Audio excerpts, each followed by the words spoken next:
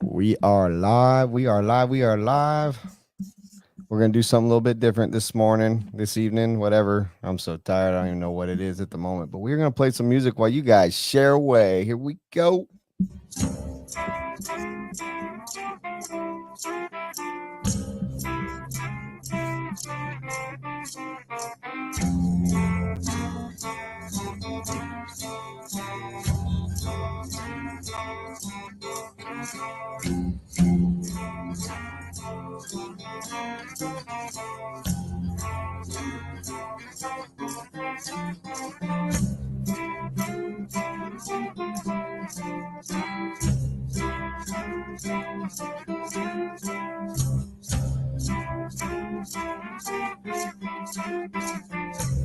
Share, share, share.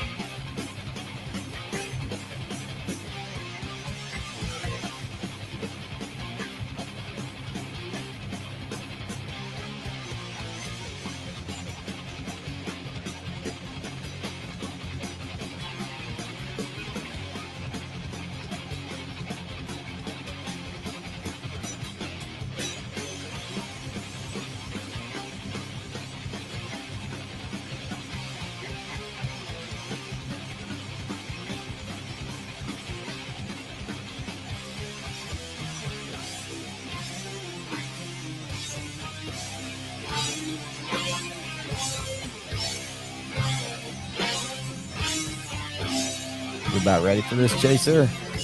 Yeah, I'm here, dude. Let's go.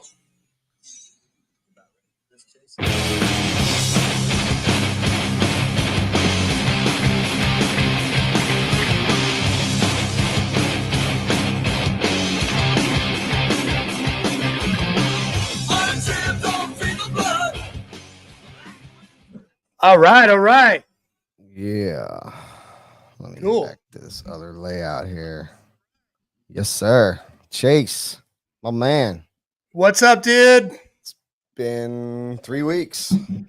3 whole weeks. It's been a little while. We got plenty to talk about.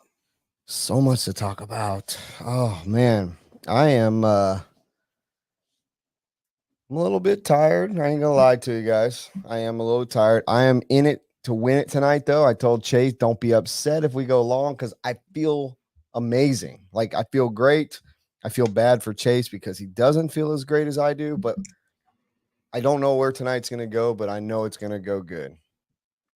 Yeah, for sure. And I'm back. The reason why we didn't do the show last week because I was definitely sick as shit. So I'm coming out of that now. Still got a little bit lingering, but I mean, we're really close to being back. So thanks you everybody for tuning in, watching this shit show once again.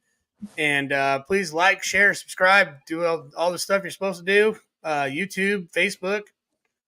And yeah, we're going to dive into a lot of stuff tonight. Yeah. So should I drop the intro too? Go for it, dude. You didn't pee before the show, so go take care of that. It's not a bad idea. Yeah, I did. All right. We're going to drop that quick intro and then we getting into this live and heavy. Here we go.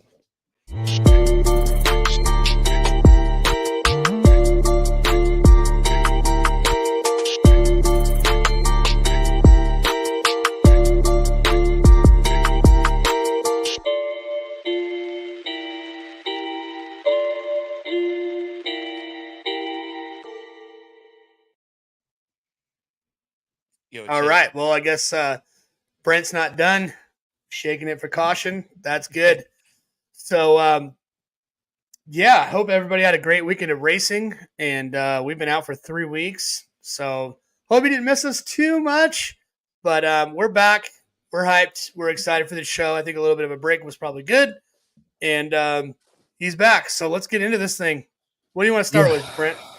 Well, I want to start with saying that anybody who's out there that might be in the path of this storm that's coming through, I hope you guys stay safe and take caution for sure, because there's going to be a lot of high water and flooding and some pretty bad winds coming through Florida. So hoping and praying for all you guys down there in Florida, all our family, friends, customers, racers, everybody that's down there.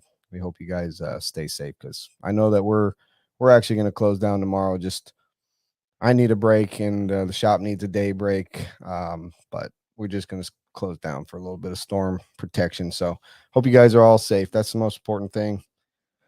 That Yeah, for being sure. said, Everybody stay safe. I mean, we just had a pretty gnarly hurricane blow through our way. Hurricane Hillary. It blew over a lot of lawn chairs and helped our grass grow a little bit more. So glad everybody made it through that. it's like the West Coast first hurricane in my lifetime. I didn't even Yeah. know the West Coast could get hurricanes. I thought they were just cyclones only came out of the West. Well, in some Pacific. spots, I know like Palm Springs and like I think Arizona got it, like a pretty good storm. But yeah, we didn't get anything, nothing. Yeah. Well, yeah. So as far as getting right into it, it's pretty easy for me. I'm very biased in the events that happened this past weekend. There was tons of great events this past weekend.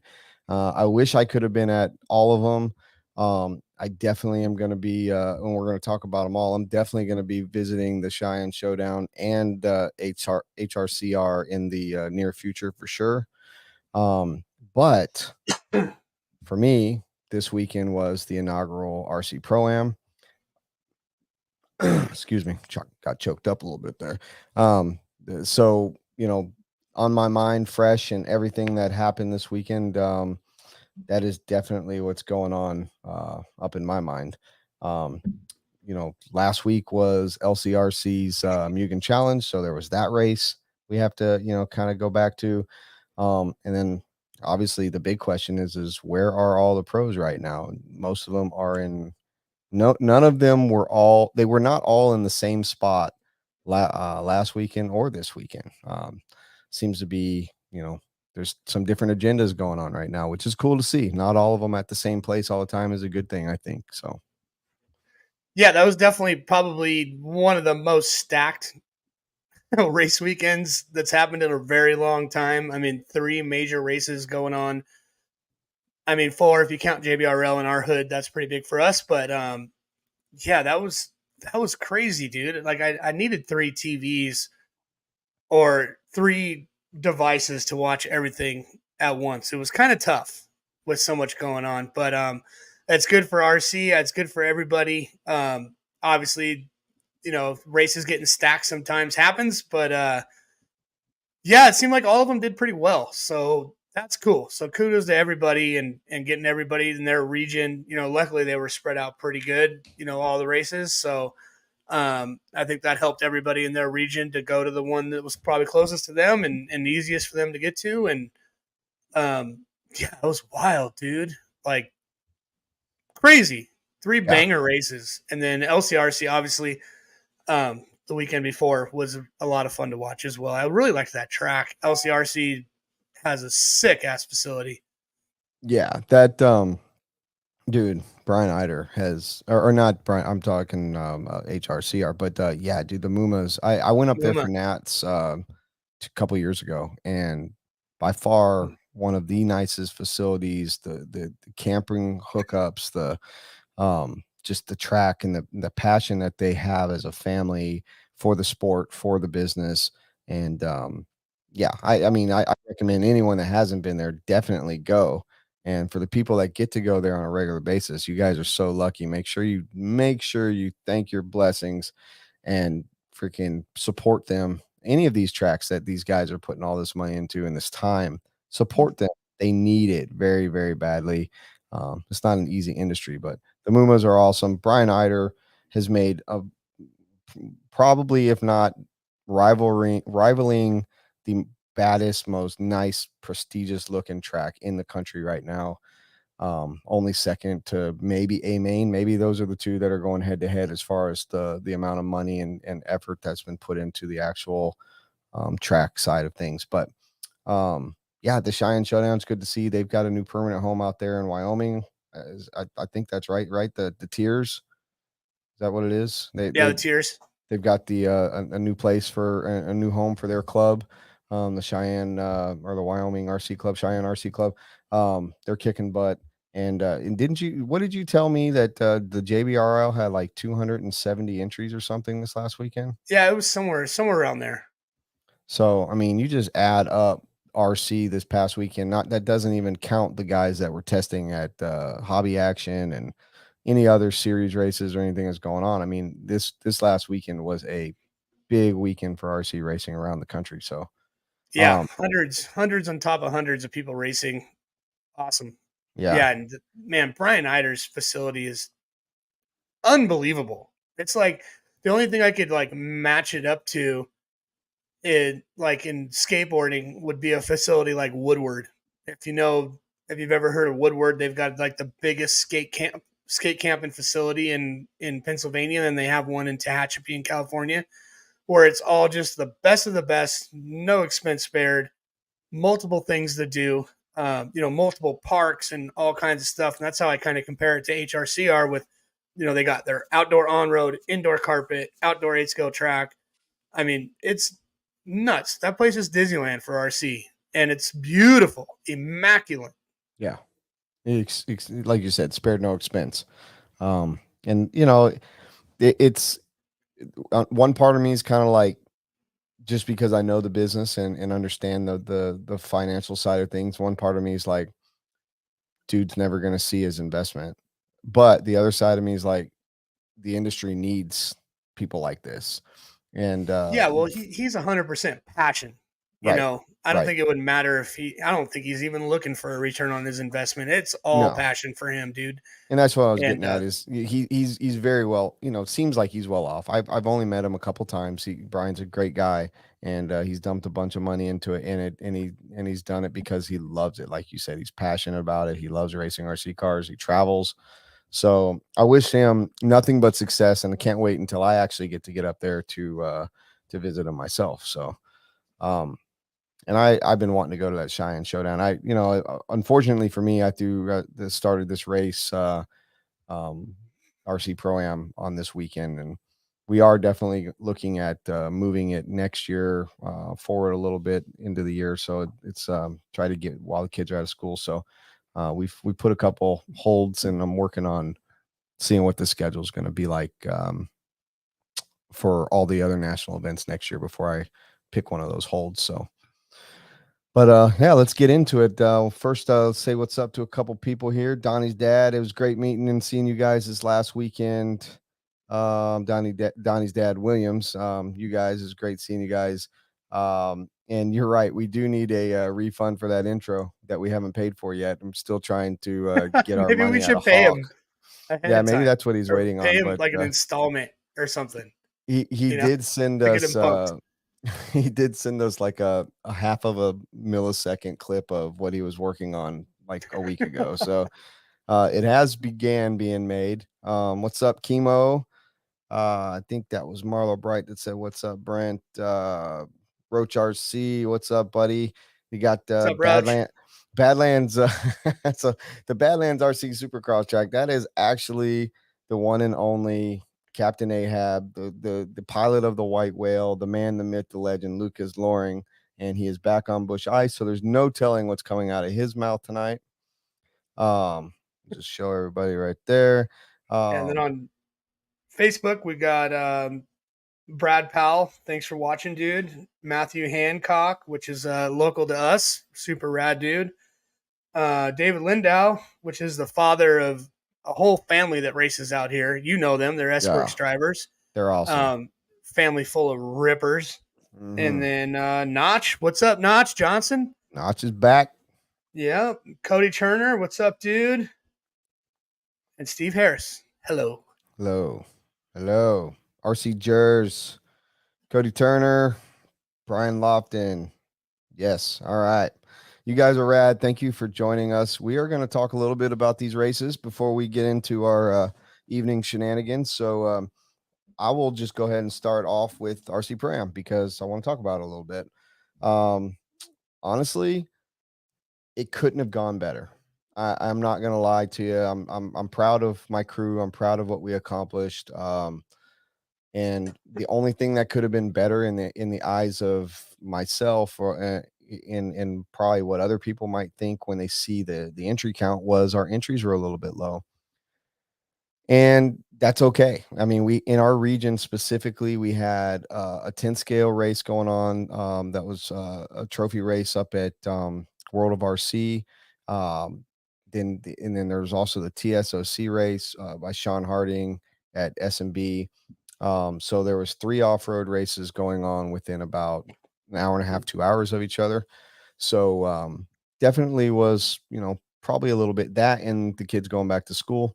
So that being said, if I had one thing I wish was a little bit better as far as for myself personally, was we needed a few more entries to get that thing to pay for itself. But this was an investment in the future, an investment into the future of this event and this RC community in our area. So I thought it went great. Like we were talking a little bit before the show, you said the coverage was great, and I plan on watching a lot of that back tomorrow on my day off.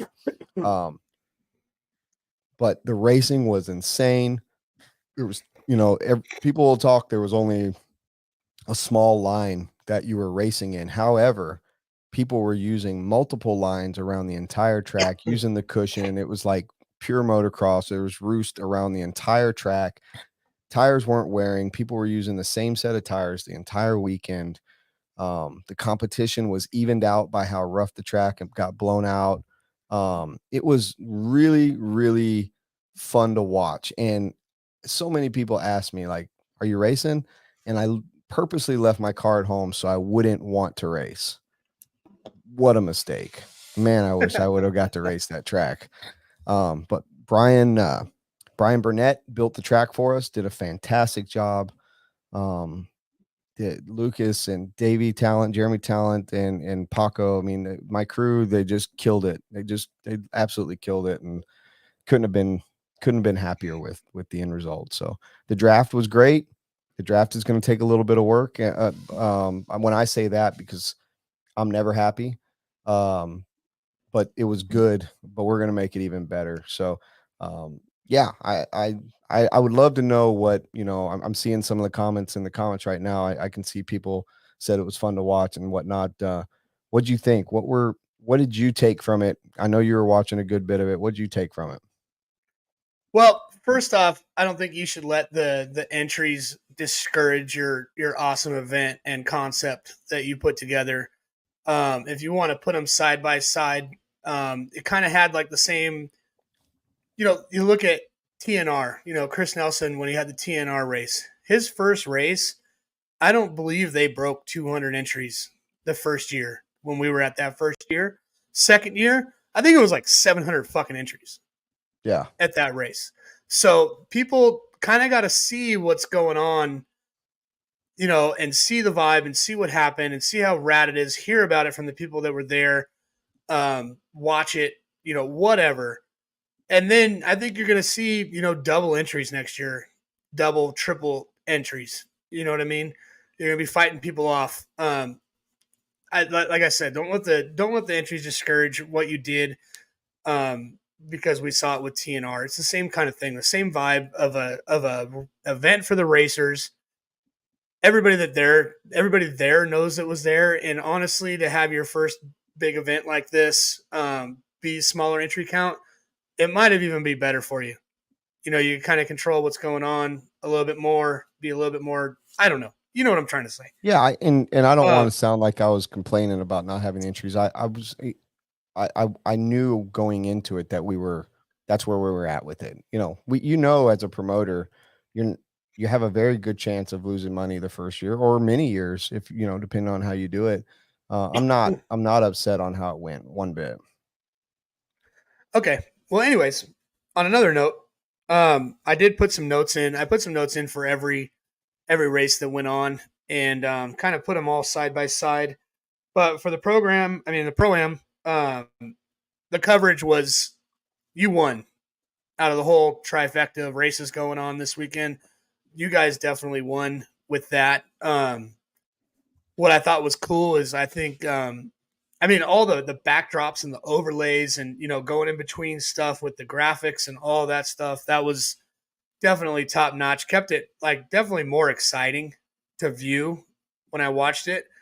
The pit interviews, I know Keenan was watching a couple weeks ago before the race, and I kind of put that out there that it would be cool to do like pit interviews and talking to people on the sidelines and stuff. And I think that was a first where you guys actually had like a dude while the race is going on come and talk to the pit guys and stuff. Like that was super awesome. Yep. I saw a lot of pit guys talking, and it was funny because it was kind of like they were like, I don't know what to do. I'm trying to watch my guy. I'm trying to watch my guy. I'm trying to follow the race. I'm trying to watch the clock, see when they're supposed to come in. But there's this guy with a microphone in my face, But it was awesome. A lot of them did very well. A lot of them you could definitely tell they did not want to be interviewed because they were trying to focus on the racer. But I think that's a huge step for RC coverage and just another level of being awesome and having people feel that are watching from on their couch, having them feel like they're kind of there. Just another step of radness there. This was definitely the event for the racers. I mean, obviously with the team and the draft and all that going on, I'm sure that I wasn't there, obviously, but I'm sure the vibe was sick, bringing everybody together and having lots of different people rooting for each other and paying attention to people that, normally you'd be in the pits wrenching or bullshit with your friends, but, maybe this brought some people out and we're watching races and people and hanging with people and rooting people on that they normally wouldn't. I think that would be that. I thought that was really cool. First off, when I saw the layout, I was kind of like, oh, they kind of went a little safe on the layout when I first saw it. I was like, this looks like a pretty safe layout. No, turny jumps or none of this shit. Like wild technical stuff. It was pretty basic. But then it got to the main day. And I'm sure everybody was glad that it wasn't a super technical track because it was kind of like that, almost like Silver State dirt. Yeah. Right. Very much so. And good old Lord Almighty, that track was freaking brutal, dude. Like it was insane. Like seeing people, the bumps were out of control. Like I don't even know how I can explain it. There was people like watching the pros. It was sick because they were using the bumps as like jumps to get over stuff and like just random jumps everywhere. There was new random jumps all over the track. Yeah. It definitely looked like it developed. It would bite you out of nowhere. Like people never knew when they were going to crash. It looked like by watching people drive, all the way, going up through the ranks and stuff. Like I'm sure that could be frustrating for the driver, but also very good for other drivers that was happening to. Kind of like the only one turn that had that kind of character at Wicked Weekend. Yeah. Almost the whole track. It was kind of like the whole fucking track was like that. Yeah. So, the difference was though the way that the cushion was building up and the moisture we had in that dirt, you could use the dirt. So like Wicked in that section was so wide, it was real hard for them to get through it anywhere you went on that track. However, a lot of the times, for instance, they don't, that dirt, because of how the air moves through there, doesn't keep moisture very well. It dries out. For whatever reason, this dirt held moisture phenomenally, and you could use that cushion as traction. It wasn't loose. Like you didn't, you know what I mean? That you don't feel like that dry, sandy dust where you don't have traction. So it allowed you to go wide to try to avoid stuff and be in some loose stuff, but not really lose any time. It was really, really neat to watch. It was cool to watch the pros because they're the ones that you could tell were navigating and finding new lines throughout the race. From the opening laps to the middle of the race, it was all kind of different lines. It was sick to watch like how talented those guys actually are to be able to navigate all that stuff. And you'd see them, go through something and like, you just see them like hit something and like jump and like make it over like a bunch of other bullshit. Like it was so cool, dude. That section coming off the left angle jump, angle double, and then full throttle around and hitting the cushion to the double triple was just, I mean, those Yeah, guys were yeah, on the just outside right sanding there it. Yeah, it was really was cool. cool. And then I you gotta had like I gotta the stop you S for section. gotta stop you What's for up? 1 second. Chad is back in the house throwing some money at us to get this. Thank you, Chad. We're trying to get this intro done. I'm gonna lean all over my boy Kyle when we get off of this. I almost Thank you, forgot about Chad. it. Yeah, thank you very much. Chad We're freaking gonna rules so Chad does much. rule. He wants me to put on some shades, but it's not that time yet for the show. So Dude, if Chad tells you to put on shades, you probably should put on shades. fuck. All right, then. I got you, boy. Right on, man. Thank you, Chad. Much appreciated. But Where does yeah, Chad have all this disposable income? I don't know, but Dude. he's there, dude, and he's a good dude. Good dude. Yeah, Good for dude. sure. For sure. But yeah, dude, that fucking track, the character was amazing. The people loved it. A lot of times you hear people say, man, the track just, or that section sucks. A lot of people weren't happy with the section at Wicked. It was a make or break section. The difference of our track was the whole track was make or break. So like, I feel like it gave them a whole new element. And they had to drive the track differently than they do everywhere else. So I Yeah. guess when you have that high speed, high traction like track that's packed in, and then that one section is thrown in there, might frustrate you a little bit. I don't know. But I this think you track just was motocross, dude. I Full think you on just gotta motocross. like turn that switch off in your head that you guys are gonna be flying through every section and passing and racing and ducking and diving. Now you got to flip that switch in your head where I'm going to try and tiptoe through the tulips and try and get through as clean as I can. And it actually, it's they're both fun. Yeah. It's fun when it's smooth. It's fun when it's rough. That's racing, man. Right. Well, just like I looked on Facebook. This is John DeSanti that posted this comment. It was very cool to see the interaction of the drivers as well, because the draft created that team aspect which is 100% what I was trying to do with this concept. But you would see people down there like helping pit, or see someone on the radio like coaching the driver through it. It was the start was, like I said, it couldn't have gone any better. The foundation was laid for this event. The concept was accepted and people loved it. And at the end of the day, we produced an event that people had a good time at. The pros had a chance to win a little bit of dough. The Joes got to interact with the pros, also have a chance to win some gear. And when it was all said and done, it was a guaranteed deal. Everyone had a good time, and we got a lot to work on, or a lot to build off of for next year. So, um, 100%. the racing was great. Saw some people that I hadn't seen win in a while win. I saw some people shine that obviously really enjoy or like that kind of challenge. Um, I got to see just so much this weekend.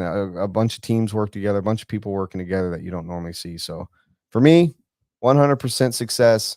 Everybody that came, I can't thank you enough for helping me. And once again, everyone's just helping me live my dream, which is, I can't be any more thankful and grateful for. So now we just got to on to the next. How do we make it better? So that we got a year, almost a year, to figure that part out.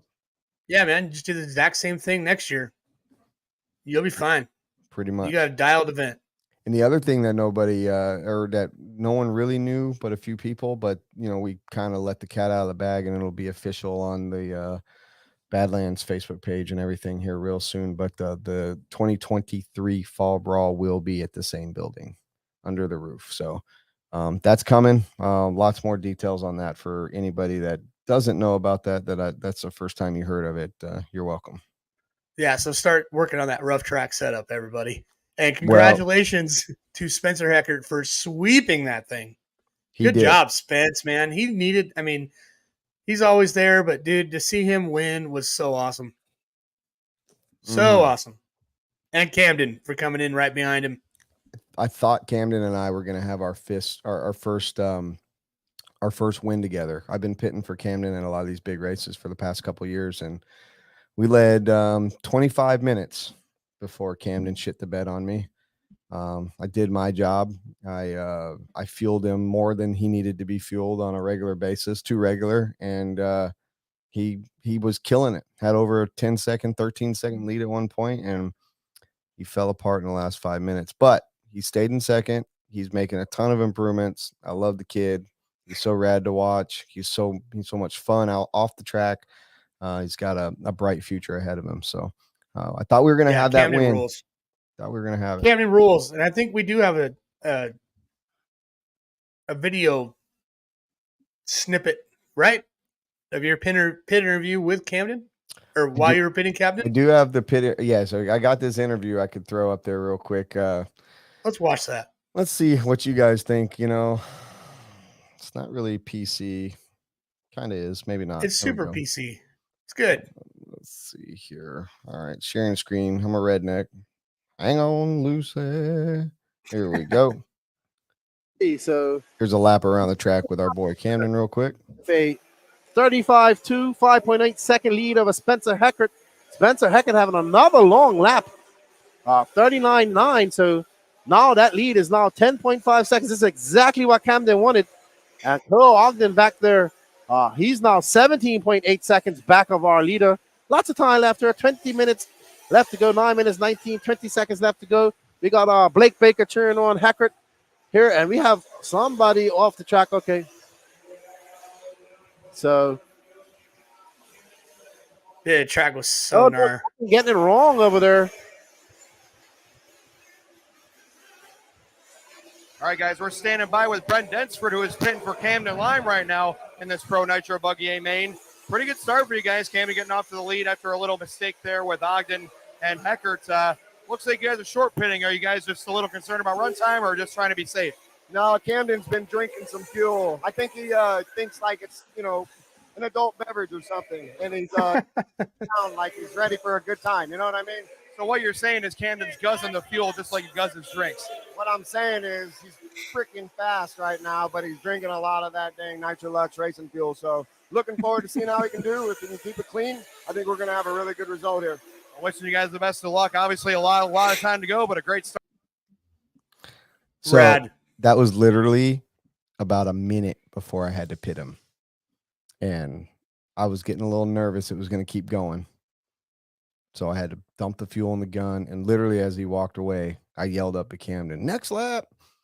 So, yeah, we had a good time, man. We had pit interviews, like I said. That was so cool, dude.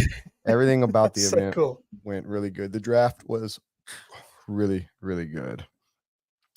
Why don't we so anyway, you got any questions or you want to talk any more about RC Pro-Am? No, Pro-Am looks sick, and I hope I can make it out next year. I would love to. I would have loved to make it this year. Let's do it. Yeah, we need to get some of that West Coast blood out here. I know that it'll be easier when it's not the same weekend as the showdown and some other stuff that's going on. So yeah, for sure. So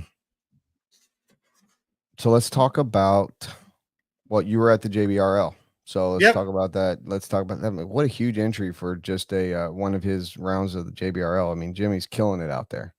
I mean, JBRL is the biggest thing we got, and it's always fun. Everybody's a big family out here, and we had a really good time, dude. My son drove well, had some mechanicals, but drove really well. Like he probably could have been top 5 or something like that, but had a couple issues, so that kind of took him out of it. But Dent Bensford in the house. I had some really good runs. I didn't do that well in qualifying, so I was in the B main, but I had the insane run in the B main, which I wish I would have had in the A main, but I had a killer run in the B main, won that thing by a pretty good amount. And then A main, dude, just drove it from last place to 5th, and was really happy with that. Awesome. So who were the pros? Like, who was out there this last weekend? Was Drake's racing? I paid no attention.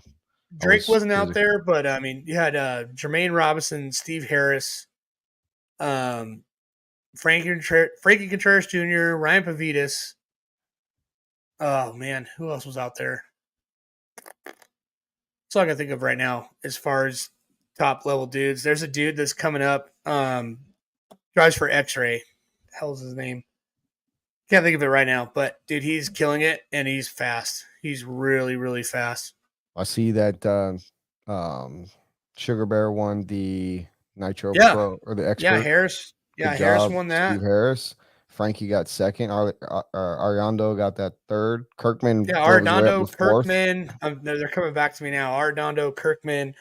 I mean, just the local fast guys were there. I mean, obviously, like a lot of top pros were at one of these 3 events this weekend. So, Sure. or warming up for the Worlds for 10 scale out in Arizona. So, Bitching. but JBRL was sick. It went really smooth.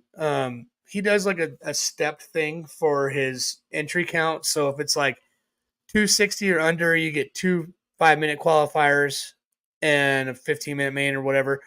And then 270 under 300, you get 2 4-minute qualifiers and a 15-minute main. And then 300, you get 1 5-minute qualifier. That's top 3 average and a 15-minute main. So that's kind of how it works to keep like the schedule pretty much the same. And we were out of there. I mean, all the racing was done at 9:30, so that was pretty nice. Wow, that's awesome. Good for him and good It for would the have been West cool Coast to to have go that. to like 10 o'clock with everybody getting 20-minute mains or something like that. But Yeah, no, it was cool, dude. It was a lot of fun. The car ran great in the main, and I had a lot of help from some people. I almost didn't make it out for my main because my mechanic's a retard.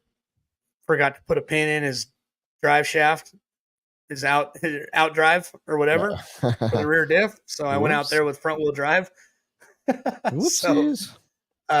yeah, a lot of guys helped me out with that. But yeah, it was good. JBRL is always a good, big, massive club race wherever it happens, you know. So that was a lot of fun. Yeah, so you guys are, you know, everyone always says this, but you guys are real lucky to have, you know, Joey's track and to have people like Jimmy out there. I mean, we have the similar, you know, on the East Coast, we have a very similar situation with Lance and you know, we have so many tracks. So it's we're pretty lucky. And then, you know, places like Omaha that still got the Plex, and I'm drawing a blank right now. I'm sorry, I'm not trying to forget any tracks, but yeah, just man, RC, you know, we all want to say, you know, we need more people in RC, and we do. That I'm not naive to that. I'm 100% pro and advocate for getting more people, but RC's in a good spot right now. It's not bad, that's for sure. It's not bad. Yeah. So I did a breakdown of the 3 tracks and the pros and cons of the 3 tracks, or the 3 big races that are going down, if you don't mind hearing them. Mm-hmm. I pretty much went over everything for the Pro-Am. So my highlights were the awesome coverage, pin interviews. There was an event for the racers. Vibe was insane. Track was gnar. And I hope the best for your event. That was my notes for Pro-Am. HRCR, sorry. They definitely won for the biggest entries of the 3 events. They had an astronomical amount of entries on that one. How many did they have? What was that entry count? I don't know, but they definitely won. They definitely won. Okay. Sorry about that. 384 entries, 159 drivers. Yeah, that was a very wild respectable. Event. Yeah, it was the WERC series final. So that probably had a little to do with it. People have been traveling that series or whatnot, but yeah, I mean, why wouldn't you go there to that track? Yeah. The track, I'm gonna have to say, out of all 3, was definitely the most beautiful. I mean, they definitely rolled out the red carpet with the red paint, and god dang, that thing looked like when it was fresh, it looked like a screenshot of VRC Pro or something. Yeah, it was just immaculate. The track was absolutely beautiful. The Eiders are insane people for what Brian's they do. watching right now, so hey, Brian. Is Brian watching? Yeah, he said hey a little bit ago. We appreciate you checking in, man. I wish we could be there. I'm sure you wish you could have been somewhere or not miss other races, but fantastic job, man. Great fucking job. Yes, and him putting the whole build from literally just a blank slate, and us being able to see the whole build like some kind of like reality show or something, from just flat land to what that thing has turned into, and him posting all the updates and everything on that track and how it's developed and all that stuff. Even the thing that he posted today. Did you see what he posted today? Dude, He, I'm been so busy today. okay, well, he posted um how he's in construction and everything like that, and how he's come up with that formula for his dirt with the clay and dirt mix and all that good stuff. I mean, man, this guy leaves nothing, like he's so attentive or whatever to everything that he does, and all the way down to the dirt in his track, like insane. And he did the numbers on like the laps and how many laps, and he said it would take you 5 years by yourself to run all the laps on the track. If you just wanted to do it, that the laps that went down in the past couple days at his track, it would take you solo like 5 years driving 8 hours a day to do all the laps that went down on his track. Yeah, That's how gnarly it was. I thought the spec tire thing was really cool, that he had a whole class for spec tire. I thought that was pretty sweet. I don't know what tire they were running, but doesn't matter. That was still pretty cool that everybody was on the same tire, even playing field, because Nitro, I guess 8 scale would be the only scale in racing that's absolutely equal as far as engines and cars and whatnot. Whatever, everything's available to everybody. It's the most even playing field. Sure. Wouldn't you agree? I agree. We As far talked as about cars? that. Yeah, I talked about that with someone the other day that kept on asking about they kept on asking about like what's the fastest car in RC, and then they brought up, well, Nitro should be real fast. Or no, they were asking about the rules. It got to the rules. I was like, well, Nitro really doesn't have any rules. We have a tank rule and we got a weight rule, a width rule.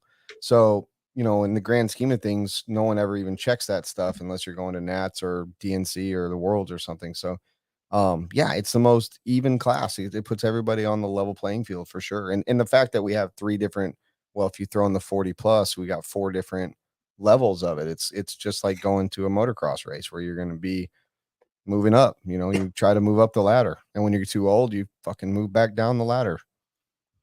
Yes. Well, definitely as far as the car as a base, the car as a base, I think, is the most even for everybody. You never hear anybody about cheating in Nitro other than maybe an oversized tank or something like that. But Yeah. Anyway, back to HRCR facility. Unfreaking believable. Oh, cool. It's TZO spec tire. That's rad. Good for TZO. Facility's out of control. And then they had the special pits indoor for select people and whatnot. And then I think I saw something from Jared Tebow. He got a pit spot on the driver's stand. Well, I don't know what was up with I don't know what was up with that, but yeah, he just said, I don't know if it was a joke or a spoof or whatever. But anyways, I think I'm gonna say one con, and then I'm gonna end it with something awesome. The only con was the coverage wasn't that great. I tried to watch the race, and I don't know if it's their internet out there or what, but I was trying to watch racing, and it was just buffering the whole time. So it made it really hard to watch the racing. But hopefully they got some videos or something so that we can see some mains. Somebody filmed a whole main or something like that, and we can watch that. But I gave it a solid half an hour, and then I had to give up on watching the racing. But anyways, track looked like it held up insane. That's pretty cool to see a blue groove buttery track for the whole event. That was pretty rad. It almost seems like out of America for something like that to happen with the dirt they have over there. And yeah, I'm going to end it with, for their first big event, I think they did an above average, above and beyond job on their race, their track, the facility, the people. Everything just looked like it was top notch, money, perfect. The whole damn thing. Yeah. minus the coverage. But I mean, I man, agree 100%. at that point, when you're that far up on all of those things that tick off all the rad shit about a race, I mean, coverage doesn't matter. Everybody that was there knows what happened, knows how rad the track was, knows how rad the Eiders were, knows how rad the facility is. So, man, and I think that just paved the way for their track to be a host to, man, so many more events that are going 100%. down. Yeah. You know, that just opened the door for everything for them. Any event, 100%. any national, any worlds, anything. It can all go down there for sure. Yeah, I couldn't agree more. And I didn't get to watch any of it. When we got done, obviously we're 3 hours later out here. So when we got done with our race, we were packing up and stuff, and people were watching live RC. They couldn't see the video, but they were watching the scoring, and it was really cool. And to watch the reaction of everybody when Fee won, and for Fee to lap the field. You know, that wasn't a sissy field by any means. So congrats to Fee on taking that. Congrats to Wiggles on taking his win up there. But yeah, what a facility. I cannot wait till I get up there. I will definitely be attending something there at some point, probably in the near future. But yeah, hats off, Brian and your crew. You guys deserve a round of applause for sure. Yeah, let's get that. We got that? Do we have that? I think Robert Urich is in the house. No, he's not, evidently. Oh, okay. Well, he said, which one do you want? Well, I mean, never mind. I get so excited about this and that this happened and that it went off good because I know how good of people they are. I know how hard they worked. I know everything. And I'm just so pumped for them, dude. You know? Yeah. It's so freaking awesome to see that turn out so good and without a hitch. I mean, I'm proud of them. I'm proud of them, man. That like I said, our season a good place, man. It's not an easy industry, and to have people like Brian, who's successful in his own right, spend his hard-earned money on something like this, to more than likely, even though everyone's happy right now, he's going to piss somebody off at some point, and he's going to become the biggest piece of shit to that one person at some point. And he's going to have to feel that, because those people are they come into this hobby, they make their way back out pretty quickly, but people work their asses off for very little return in this industry. And it's not, they don't get enough pats on the back or attaboys. So I'm here to tell you, just from afar and watching, and I sponsor that series, by the way. I'm a supporter of just of the wild events, and fuck, man, you guys killed it. So I personally salute you. Thank you for keep doing what you're doing. To the Eiders and HRCR. Okay, last one. Cheyenne Showdown. Here we go. I want to say something. My pro for the Cheyenne Showdown before you get anywhere was Ultimate Racing Engines took the top 5 in Expert Nitro and 4 out of the top 5 in Truggy and Expert Truggy. I just want to start there. Now you can give all your pros and cons. Well, there's no doubt that Ultimate Engines are insanely awesome. That's all there is to it. I'm biased, but I just had to speak my piece. Now on to the pros and cons. Good job. Thank you. All right, Cheyenne. Layout looked cool. Definitely looked cool. We didn't see a whole lot of this race on the interweb. There wasn't a whole lot going on with it, other than the people showing up and posting their stuff of what's going on, and that's really all we had to go off as far as the interweb goes. Yeah. I thought the layout looked sick. They have one thing in the layout that I never ever am psyched on, which is a split lane section. I don't know how that worked out for everybody, but it's where they have like a double offset from another double. You don't know which one's going to be faster, and then everybody figures out it's going to be that one's going to be faster, and then everybody just takes that line, doesn't take the other line, right? Right. The only one I've seen work in recent history was at Adobe for Nationals, and it became pretty relevant which way you took. Yes, but people took both of them for the whole weekend. So yeah, those are tough for sure. I'd rather that though than a wall ride or a crossover. Those are fucking. I think despicable. wall rides are cool, but I don't. think they're cool, but I don't think they need to run the pipes up on wall rides, like Well, way up there, make it so different, but because everybody not just cool. uses the little foot at the bottom, that is Agree to given a disagree. pipe. Whatever. Huh? Okay, we can do that. That's fine. Okay. So, yeah, the track layout looked cool. Other than that one section that's maybe more of a personal thing, I don't dig them. But the one at Adobe did work because it had the pipe that separated it. This was just a lane that had offset doubles. But anyway, other than that, it looked like a pretty good layout.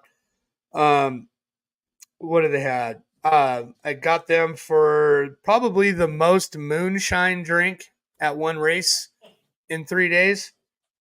So that. Whoa! Stop right there. Oh, I'm sorry, you left. Corey Humphrey. Well, that doesn't mean I was gone. I still had my headset, so Oh, I can okay. hear every fucking word you say.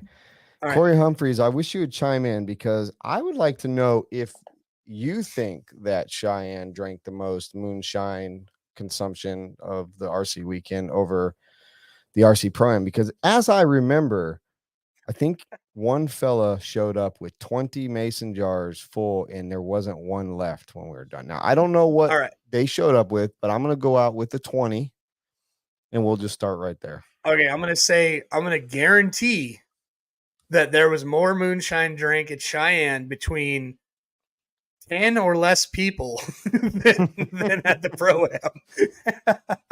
I would have to maybe even be safe breaking that down between 5 people.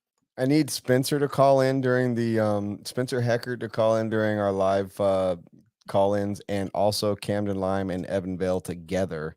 All right. Well, I would Cody's love to hear some of those stories. Cody's commenting that they without a doubt won just in one night. Mason Templeton, what up, dude? I believe it. Okay, so there was absolutely no coverage of this race. There wasn't. No live cam, nothing. So that made it tough to watch. I tried, I tuned in, I looked, I searched, I did everything I could. But yeah, there was no real coverage of this race. I watched all the homies mains, just old school live RC, watching the names and the laps and all that stuff. So that was pretty much the only coverage that was available for Cheyenne. So, man, if they could step it up a little bit in that coverage, that would be cool for people trying to watch. Agreed. I want to say congrats to Reese, Cody, Hooglin, all the racecraft boys that went up there. They made the trek to support this race that they've been supporting for a couple of years now. And that's about it. I know those guys up there are really cool. I know it's a good vibe. I know it's fun, all that good stuff. They did well. And it would just be cool to see more of it. Yeah, so just a quick rundown. Top 5 of Pro Buggy: Josh Vigil, Grandpa, I don't know who that is, Ryan Reese, Cody Thompson, and Rob Rinaldi. That's your top 5. So they had a very nice event. They were they had 200 entries, over 200 entries. I don't know how far they moved from their last one, their last place, but looks like they have a great following. And unfortunately, I'm the asshole that put the event on this weekend. They probably could have gotten a few more guys, and I apologize for that. But that won't be my problem next year. We're definitely not going to be on the same date for next year. So Shannon, Blaine, you guys out there, I'm sorry for that. It was kind of a late addition to the schedule this year, but you won't have to deal with that anymore. So good, hopefully I can make it out there next year myself. Yep. And shout out to all 3 of the trifecta of NAR races that happened. That was cool. It was definitely exciting to have so much shit going on in one weekend. That's for 72 sure. jars. 72 jars. I believe it, and I'm not going to contest it other than I will try my best to make sure Masters of Dirt beats that this year in October. So that's going to be hard to beat. I don't know. That's dude. a lot. That is a lot of moonshine. Friday night is generally at Masters of Dirt 2 full kegs of beer, and then we do 4 handles of Fireball, and then I usually bring out whatever liquor I've got in my liquor cabinet, which is quite a bit usually. And then the Shermans, they always bring a case or two of moonshine that they distill. Might not be 72, but fuck, man, we do keg stands out here in South Carolina. So, I don't know. We'll see. I don't It's know. all going to be televised. The Cheyenne All gonna be race looks televised. like one hell of a good time to go to, and I hope I make it one year for sure. I don't know if I Definitely. will last past the first jar. That's the problem. No, they'll kill you out there. That seems like it's half like of freaking DNC in Reese's trailer, missing all the fun. Passed out, drunk. you can't go too hard the first night. I mean, that Go like hard every. said that I know, but if you go like gonzo the first night, like it usually sets you up to have to go gonzo the rest of the race because you're always just trying to clear up a hangover with more fucking drinks. Yeah, for sure. I should have known Grandpa was Graham Hill. My bad. And congrats to Graham because he's always on fire, especially in that neck of the woods. I haven't seen him in a while. He hasn't been traveling much with Jared. I haven't seen him since maybe Psycho. Yeah, Psycho. Right on. We're almost hitting 7:00. Could we hit my gosh. commercial? Please. I have to. How about I just go ahead and do my news real quick? We're gonna do some real quick news. I got one product. Do you have any products? Yes, I have one, but I really need to use the loo. No, go ahead. Okay. I'll answer some comments real quick. Notch, I got you up here, bro. Labor Day is just too late. Kids are already in school, so I think we're gonna take. I just kicked all of my shit off my table. I'll be back. And you're not even pissing yet. Let's go, dude. You're wasting time. I'm sorry for my my co-host here. But yeah, Notch, we're gonna move ours forward a little bit. We want to be in the during when kids are out of school. So we're looking maybe early July or sometime in June. So we're working on that right now. We want to make sure we stay off of Dave's events and obviously nationals. So we're trying to carve something out right now. We'll see. Let's see.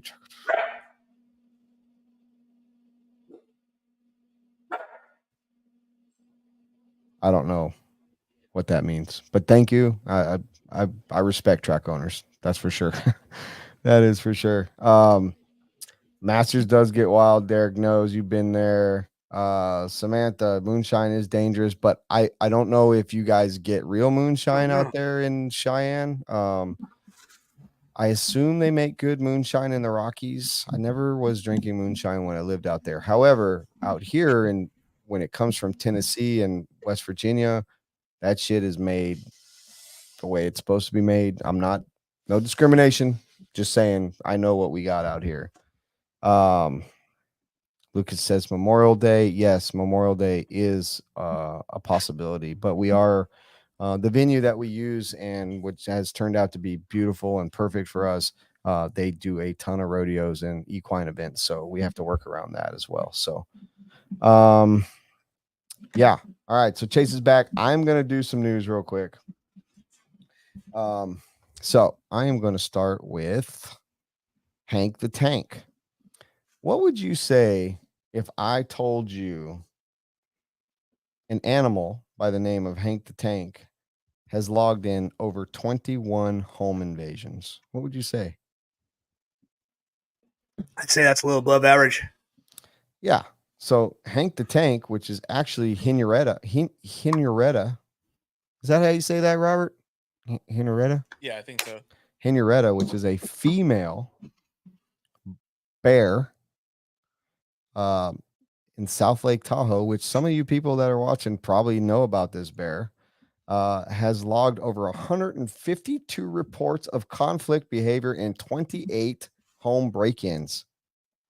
They have called this bear Hank the Tank, which is a female. They've also they named a female Hank. Well, it's Hinureta. Henry. Oh, Hinureta. Okay. Sorry. Hank the Tank.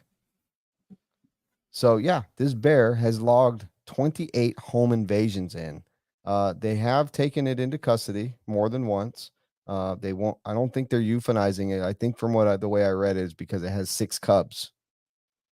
So, and they've also taken in 6 cubs her 6 cubs on other charges before. Wow. Well, this is a full family of bears that are leading the life of crime in Tahoe. Gnarly. It's fucking gnarly, dude. Like, it's bad enough when you got crackheads robbing you, but when bears break your doors down, the world's about to end, bro. Better call John Candy. Blow the butt off that thing. That's a big ass bear too. Holy shit. Yes, six. What I don't really understand what they say. It's 200. This one's 500 pounds. That's like the average weight for like a male bear. Yeah. They said. So like this thing is a female bear, like roided out. Yeah, female bear, 500 pounds. Normally they average 275, so she's almost double what the average is. She's putting it down, boy. That's a big bitch. So that's my first news. What you got? I got something that Robert sent my way because I'm suck at my job. So let's see it, Robert. What do we got?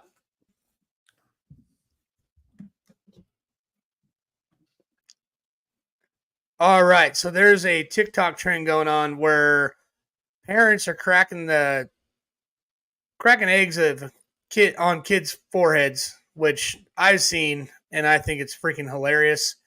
But apparently there's an outrage about it, and I don't see why. I think anytime that you can mess with your kids is acceptable. So good on these people. Screw people that think it's dumb. That's all I got about that. All right. Well, mine's better than yours, so I'm just going to go ahead and say it. So we all know that Chicago is filled just filled with crime and gun violence. The place that has banned guns and made it hardest in the whole country to acquire a gun has the most violence in the country. I'm not going to get political. I just want to let you know that. All right. That being said, a news crew who was reporting on a string of robberies were robbed at gunpoint. Ooh. By 2 men wearing ski masks in How ironic. downtown Chicago. I don't know how I feel about it. However, I feel like if you're going to report on robberies in a spot that's getting robbed in downtown Chicago, you have a high chance of getting robbed in Chicago, downtown. So, moral of the story is carry a gun. Don't get robbed. Make them pay. Or just don't have anything. Say, I got nothing, partner. It doesn't work, man. They're going to beat you. No? Okay. All right. Well, I got something. Well, I have a speculation. Are we done with news? Yeah. Okay. I have a speculation here. And this could be a new segment. RC speculations and things that I've seen going on. I think Barry Baker has found himself a new home. You're talking hot bodies. No, I'm talking One Army. Oh. I think Barry Baker is teamed up with One Army, and it's a perfect. I think it's an amazing. That could fit be for him. dangerous. That could would be dangerous. Really good. I think that Barry Baker is planning on teaming up with One Army. I know he was hanging out with them at HRCR. He's running their chassis, and I think that is the absolute perfect fit for him. Yeah. Not one particular brand, but One Army and all of their experimental and awesome tuning stuff they do. Like, they're open to anything. They can make stuff for him on the fly.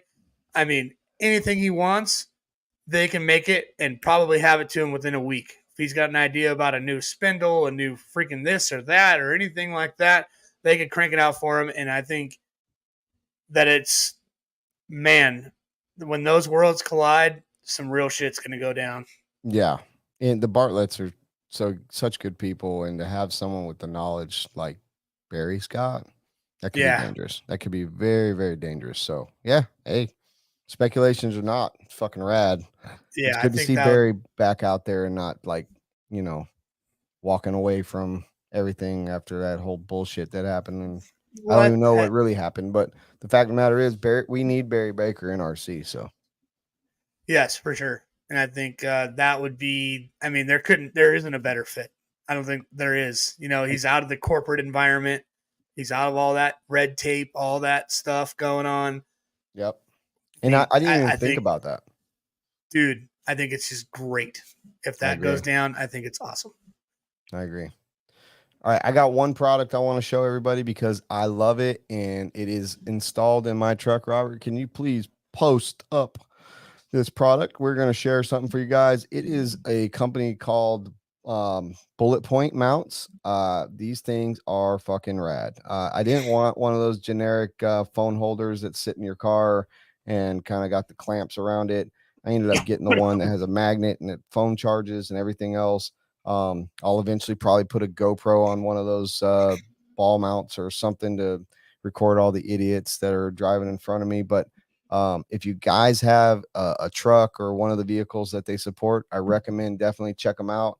Some super quality product and really useful. It's a product that's not just cool, but it's so useful and so functional that, you know, you thought to yourself, like, why didn't I think of that? But yeah, and it's got an American flag on it. Yeah, points American for that. flag. They're definitely Second Amendment people. They've I believe the company is Blue Line owned.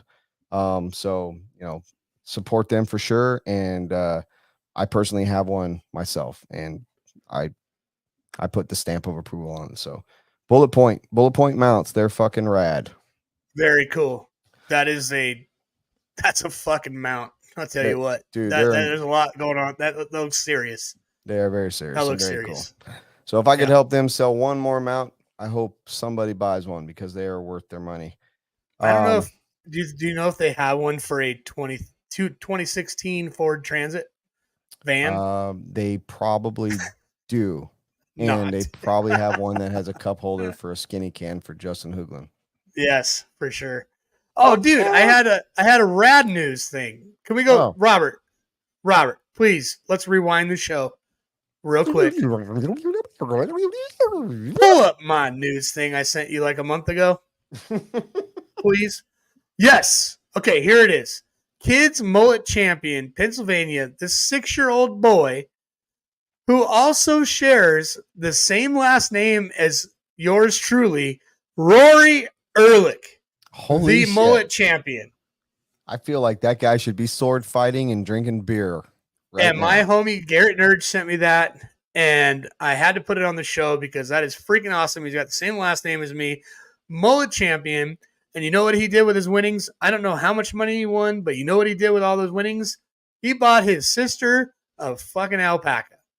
That is a good kid. I can't think of anything cooler than that. Cool dude. So good job, Rory Ehrlich. I don't know. We have to be related. There's not a whole lot of Ehrlichs in this world. So right on, man. All right, cool. Fuck yeah. Done with that. I love guys that can rock a mullet. And you want to know why? Because it takes some fucking serious nuts to rock a good mullet. A mullet worthy of winning a contest like that is you have got to really you got to be rock hard all the time. You know what I mean? Oh yeah. You got to wear like extra thick denim. Fuck yeah. Rory. What's up, Mark Santa Maria? Mark Santa Maria's in the house. What? Dude, if you can hang out Mark Santa Maria and call into the show when we come into live calls, that would be sick. Listen, that sumbitch right there, MSM, was all the way up there in HRCR country. Yeah, he was. I saw he made his own MSM HRCR inspired stickers too. That was pretty rad. Oh yeah, the Honda looking print that he did. Dude, I'm telling you right now, Brian, you better feel very special. I had Mark come into my race, and I don't know what you did, but you suckered him away from us. Boy. Damn. All right. Well, fuck it. Let's go. It's time to party. Well, I got the product. One more product. I actually got emailed a product just now. I'm sorry. I don't mean to bore you. Literally I don't mean to bore you. Killed my buzz, dude. Well, do you want to go to the? I know you were trying to segue into the live calls, but I do have two more things. I literally did segue into the live fucking calls, and you just killed it. Go ahead. Well, go ahead. You know what? Jesus, no. Sorry, I just got an email. There's a new 1/16 from China. There's a new 1/16 tricycle that's out. RC tricycle. If anybody's interested in one of these fucking pieces of shit. If they can supply it in better supply than Horizon's doing with these motorbikes, then I'm fucking in, dude. Let's go. What I hear is it's going to be the newest, hottest class, and everybody's getting them. they're gonna be the class before on-road semi-truck or whatever. I think as long as tracks can, make a layout that'll work for them, it'll be a really hot class. All right, Evil Knievel. Is that it, or you got really no? I wanted to talk about the raw speed tire gluing thing. Did you see that? Yeah, I did see it. Okay, talk about it. Pretty revolutionary. Very cool design, and sweet. It's rather pricey, but I think what does was its the job. price? What did it end up coming out to? I heard him talking about a no name. I think it's anywhere between $800 and $1,000. That's really not that bad, being that people are buying the engine braking machines for that. Yep. So, and you glue way more tires than you break in engines. I mean, you glue them perfectly every time. It looks like it. I mean, China's who knows been how using they'll machines like that for years. I mean, that's how all the pre-glued tires come over. I mean, it's not people just sitting there gluing like we do. Right. So good job, raw speed. I think if you can make a machine that punches, preps, cleans, puts the damn tire on the wheel, all that shit, I will buy that one because that's where most of my time is spent. Cody. Exactly. Yeah. That's where honestly, gluing the tire is the fastest part for me. That's about a 30-second job probably. But man, you learn how to prep a tire for me, I'm all for it. I don't have enough money to give you.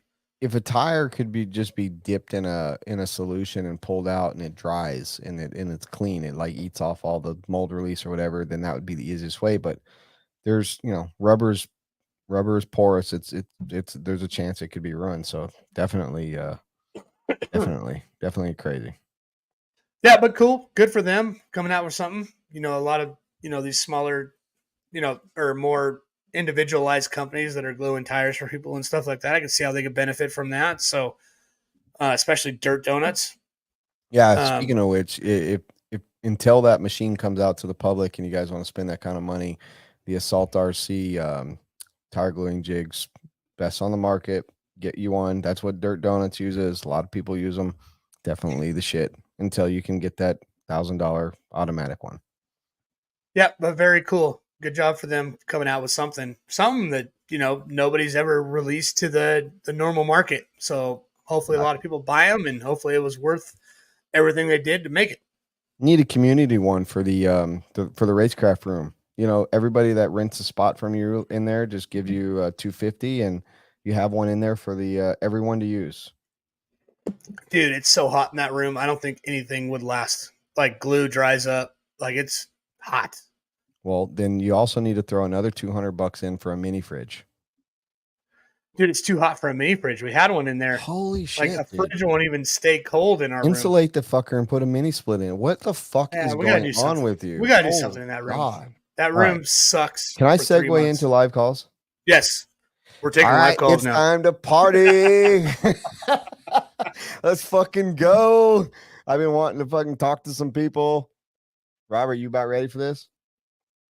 Born ready, but I need the phone. I'm going to give you the phone. I was segueing into giving you the phone too. All right, I was just making sure. Holy shit. What is wrong with you two tonight? It's like you guys forgot what to do over the last 2 weeks.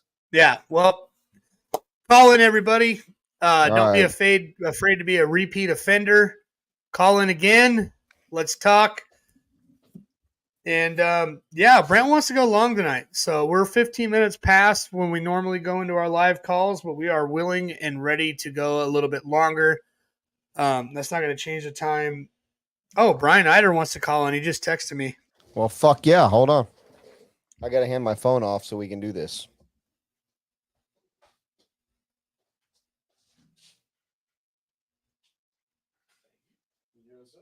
Let me send him a picture of it. You send him a picture of your boner?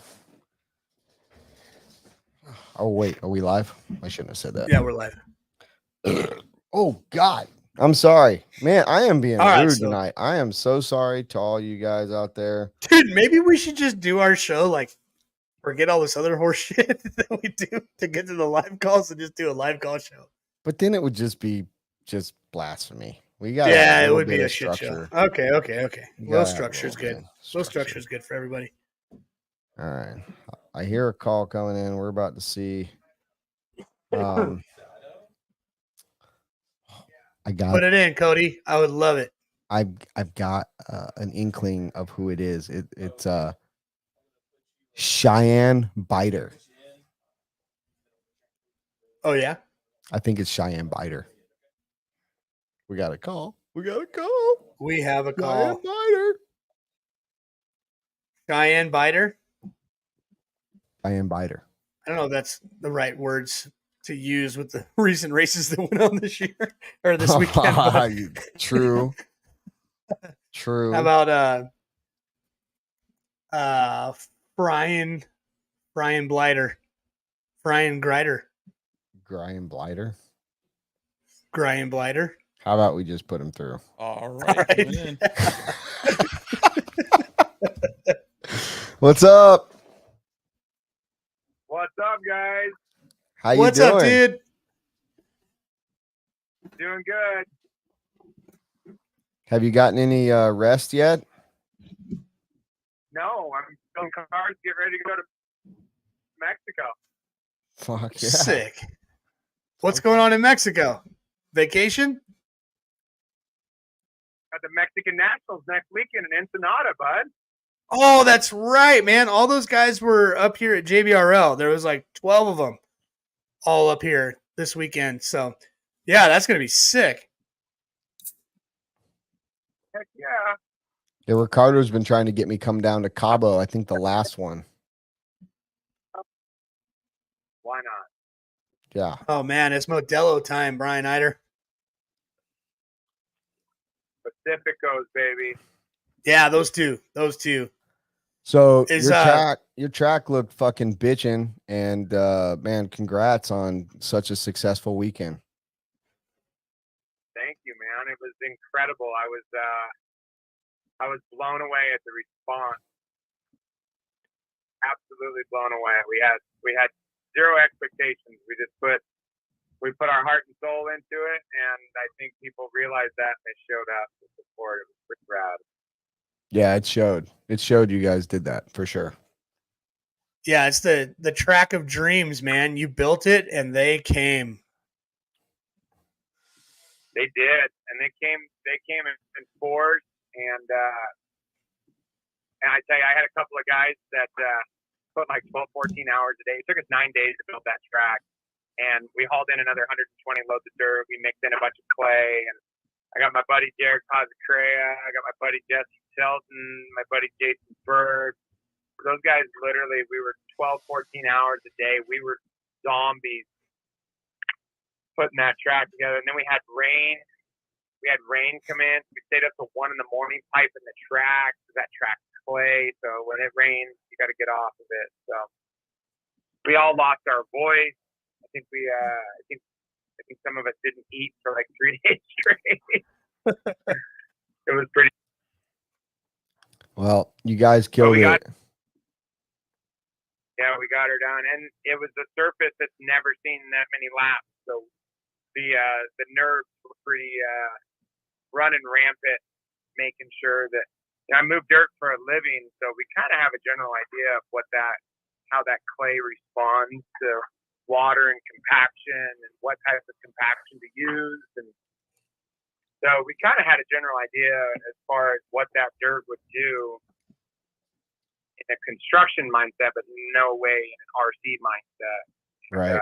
Yeah. So we kind of just threw everything at it, and it worked. So it was really cool.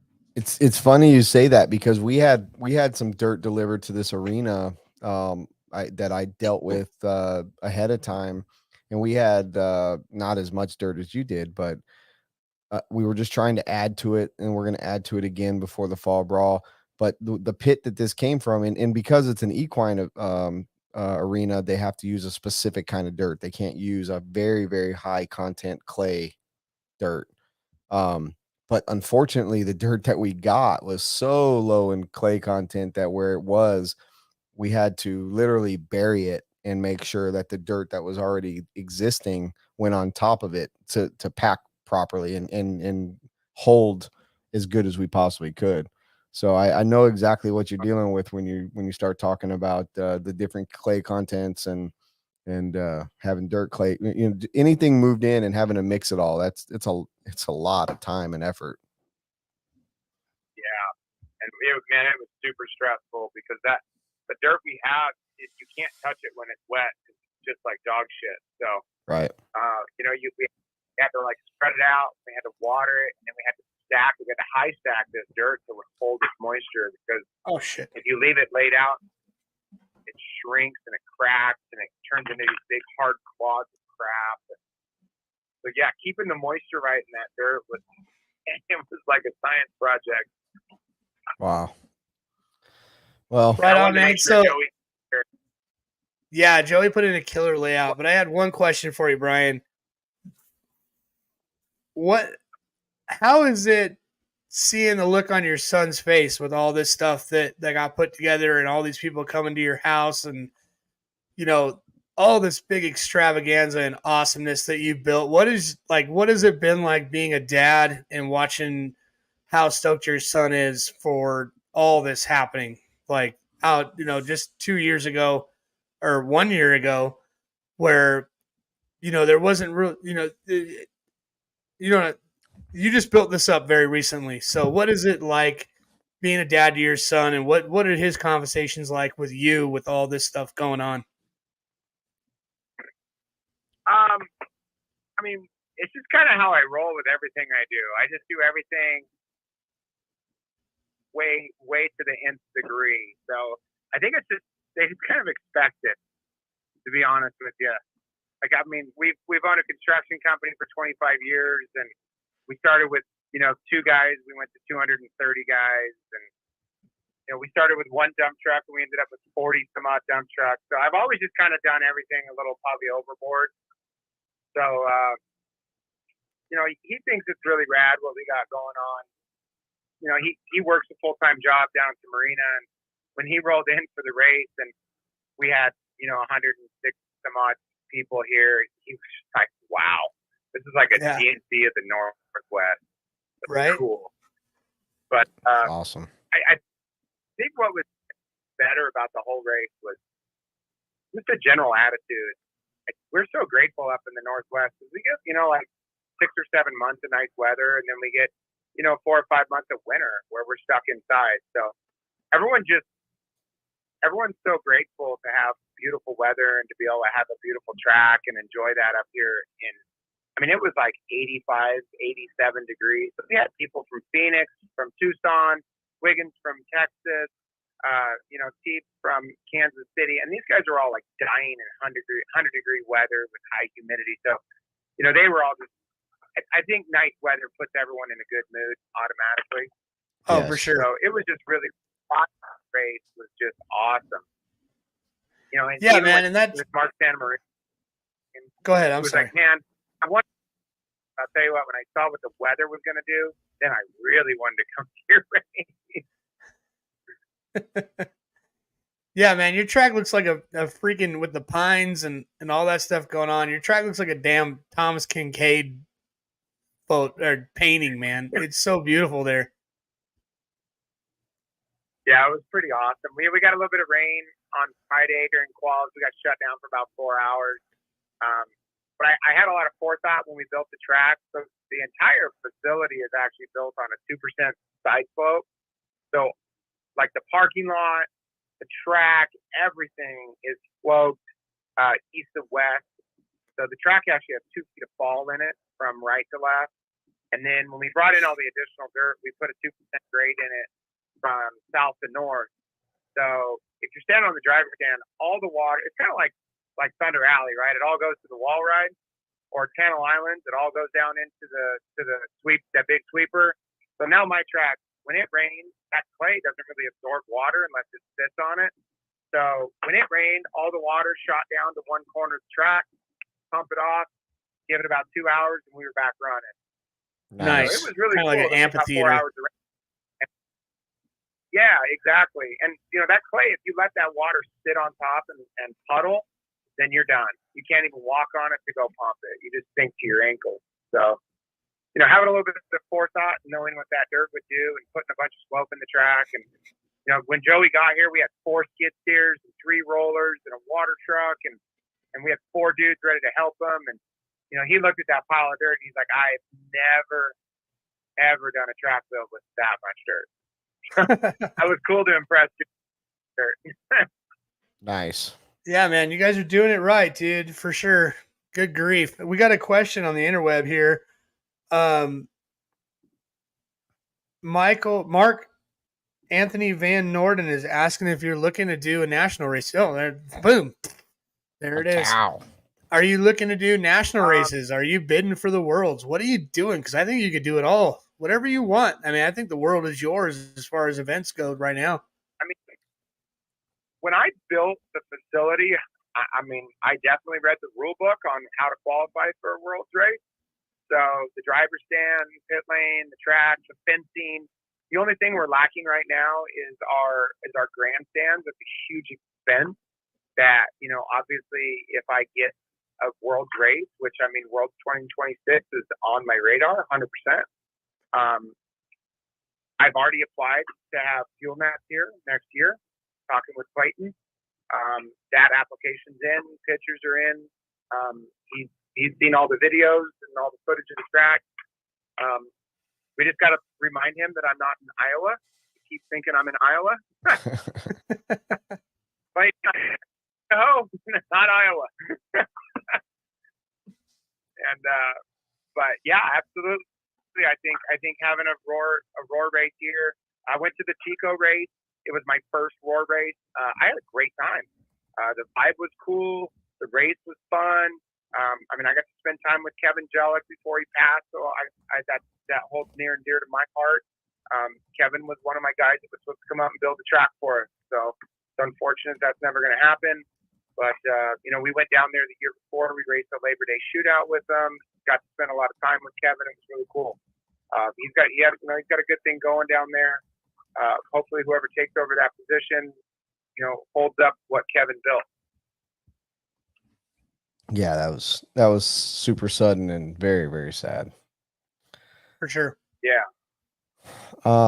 Yeah, man. I mean, you definitely have the makings of a place that is that can qualify for the top runner of a national bid for sure at this state and at this day and time. So yeah, keep up the good work, man. I mean, I don't know what you got planned for 24, but what you did this year and how you got it prepared, how you got it to where it's at right now is it's unprecedented. It's beautiful. And I know, from my standpoint and from my knowledge, you've done just a phenomenal job. And all of us that can appreciate the hard work and effort and money and everything you've done over there. It's special. It's awesome. So great job, man. I look forward to personally getting up there, hopefully sooner than later.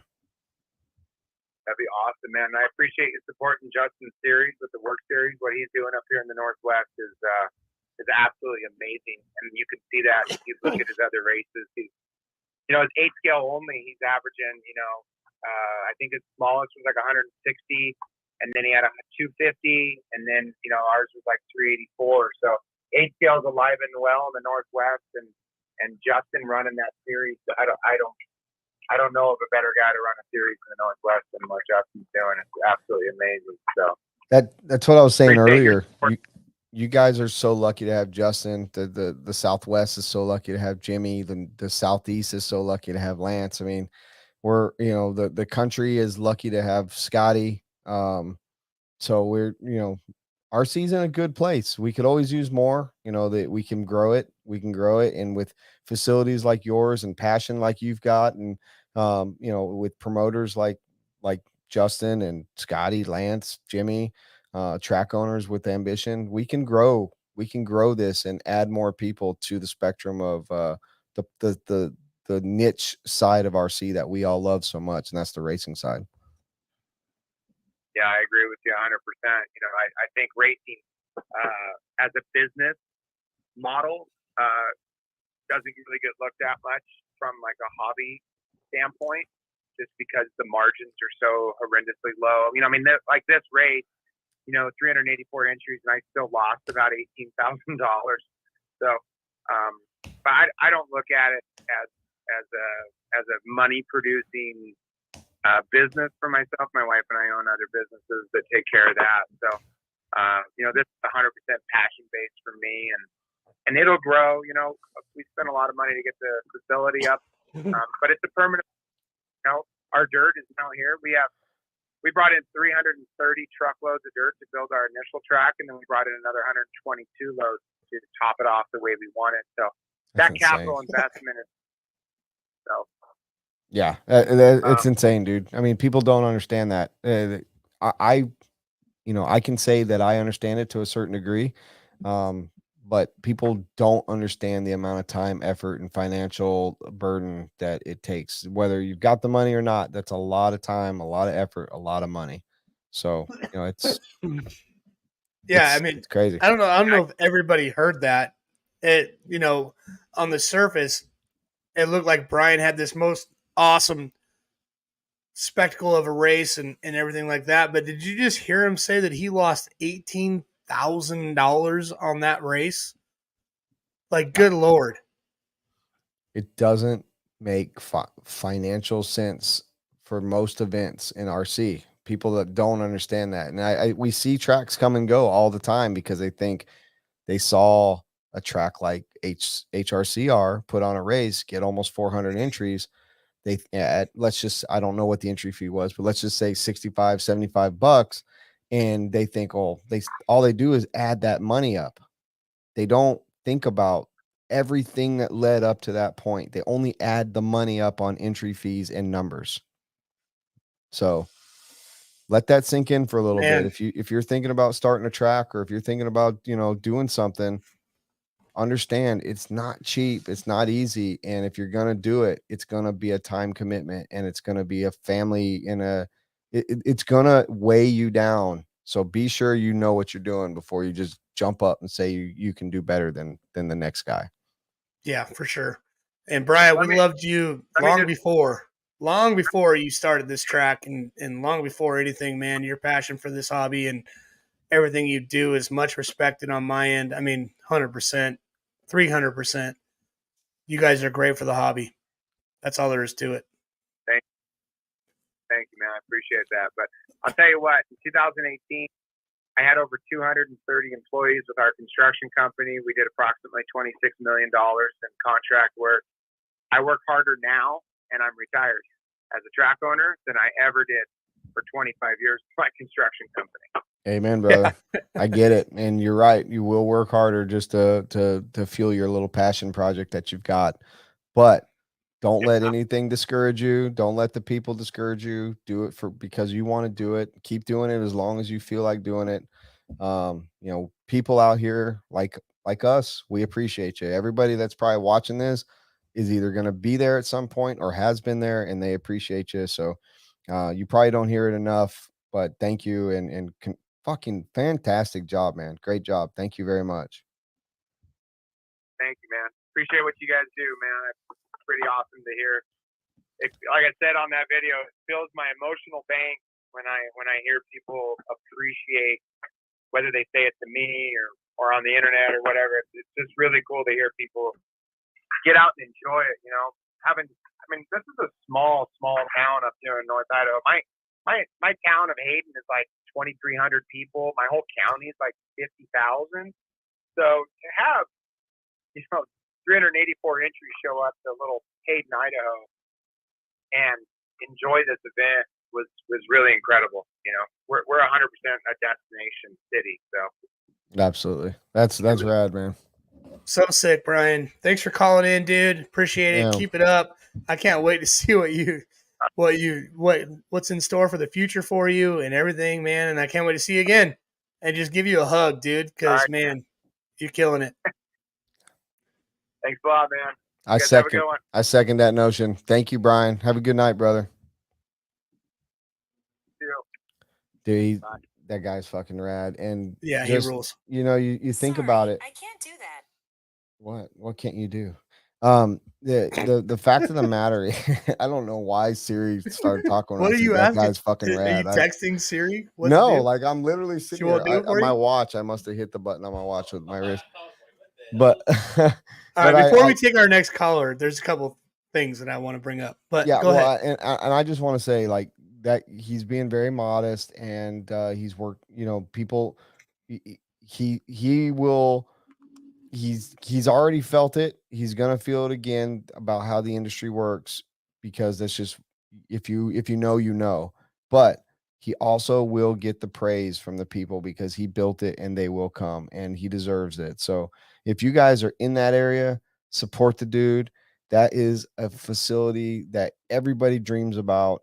And if you're not in the area and you can spend your time traveling to a few events a year, make one of his events one of your events because that place deserves people showing up and going to it. So what do you got? Yeah, man, I couldn't believe that. I mean, my heart sunk when he said that he lost $18,000 on that race. I mean, that's fucking insane. I mean, anybody else with a business mind would say done, but not in this hobby. Not if you love it like he loves it. You know that Yeah. It doesn't It is matter hard if he's making it doesn't money. matter it doesn't matter if he's well off or not. I mean, that's not a drop in the bucket. That's a lot of money. You have to And to think, keep Chase. on keeping on, it's crazy.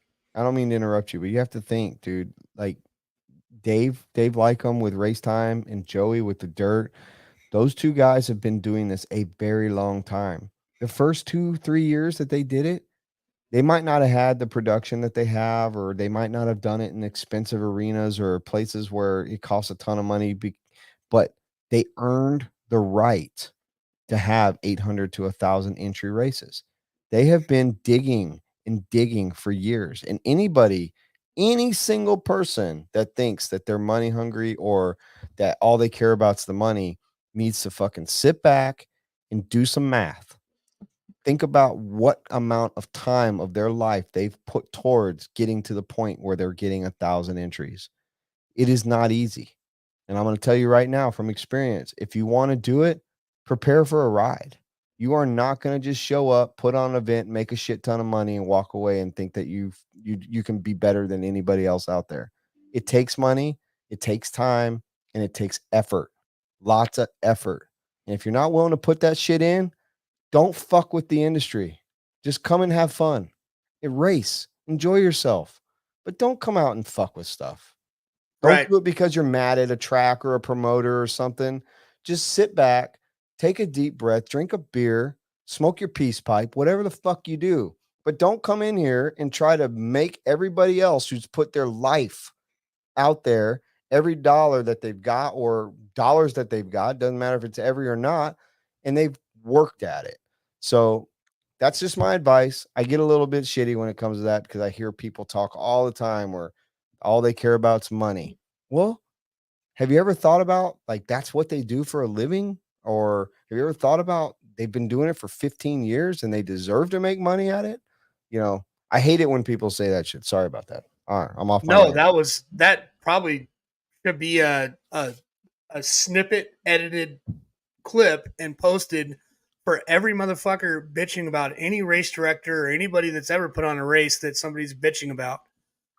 Because man, that was the truth right there. Holy God. I got chills. Sorry. You know what I mean? Didn't There's mean to not a do lot that. of money in this industry. I own a very small brand in this industry, and we're always hungry for something. We're always scraping. There's nothing, and to hear that dude has put his heart and soul into this, and still didn't make out or break even at least. I mean, that kind of breaks my heart. I agree. Even with any event or anything like that. I mean, to call anybody that's putting anything on or trying anything in this industry as a small brand or a big brand or whatever the fuck, there's not a lot left on there's not a lot of meat on the bone. We always say it, we always preach it, but nobody believes it ever. I And agree Brian with just that. came on and straight up spit it and said the numbers. Yep. Now I'm pretty Fuck. private when it comes to numbers and stuff like that, but I mean, he put it out there, and I know I know that that's a very good possibility he lost that much money. I mean, basically building that facility and getting it to that point, this is his first big race. So it's going to take him a lot of time to recoup that money. It's going to take him a lot of time to build a crowd, and he is in it to win it, and he needs support. We all need to see tracks like that are invested. I'm not saying that we shouldn't support everyone. I'm saying we should support the people that are invested in the racing side of stuff. Let's face it, we're racers. Everyone that's watching this, everyone that we're engaging with are racers.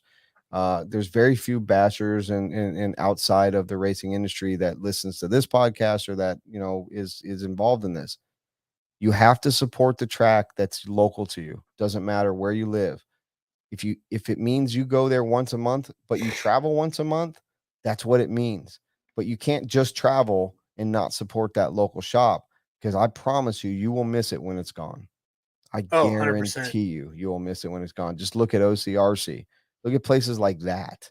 We haven't really announced it yet on the Badlands, but Badlands has been around for 20 years. The county has pulled our lease from us. That's why we're putting these events on in this new arena that I found. Like, just because it's good and it's been there for a long time doesn't mean it'll be there forever. So, help support. It doesn't mean just going there and throwing a little bit of money down for an entry fee, but how about show up once a year, once every 6 months, and help them shovel some dirt when they're doing a layout change or laying pipe. Just do something. It doesn't matter what you do. Race promoters, track owners will appreciate you, and they will see you in a different light if you're willing to put a little bit of sweat equity into something and not ask for anything in return, because 100%. They work very hard for very little, and all they want is for you to have a good time. So do what you got to do. You guys be you. I'm not trying to tell you how to live your RC life, but I can tell you how I live mine. And there's no place that I'll go to that I'm going to watch people work and sweat their balls off and not have my help if I'm able and willing. So you guys just do your part. That's all I got to say. 100%, dude. And if you're local at a track, dude, don't try and get any discounts with obviously if you're good enough, maybe the shop will hook you up with a discount or something on your stuff, but don't ever cheap out on your practice fees or your race fees or any of that stuff, man. It's not worth it. If you want to practice 5 times a week, you better pay $20 every fucking time you're there. That's all there is to it. Absolutely. These guys are way underappreciated and all that stuff. I mean, take JBRL, for instance. We sponsor the race. We give them $200 in product for every single race, and I pay full-blown entries for me and my son for every class we race at every one of their races. You know what I mean? You got to support them to keep it going, and it doesn't man, there's nothing for these guys. Maybe Jimmy, you look, you just like you calculate all the entries and all that stuff, and yeah, whatever. But yeah, pay your way. Doesn't matter who you are, top to bottom. Pay your way. People only see you the big number. They don't see anything else. No. That's generally what I notice is, someone walk up to me and say, "God, can you believe that, 800 entries at $90 and it's, 70,000 or whatever that comes out to, $72,000 or something." I'm like, yeah, but did you know that arena cost $30,000 and the help cost $5,000 and the equipment cost $5,000 and everything, the insurance $1,500 and everything, the video, it doesn't matter who you are or what you do. If you don't know the backside of it, stop it. Just stop it.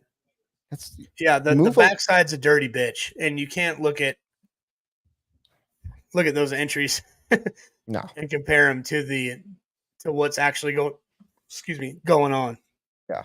And never forget that there's comps.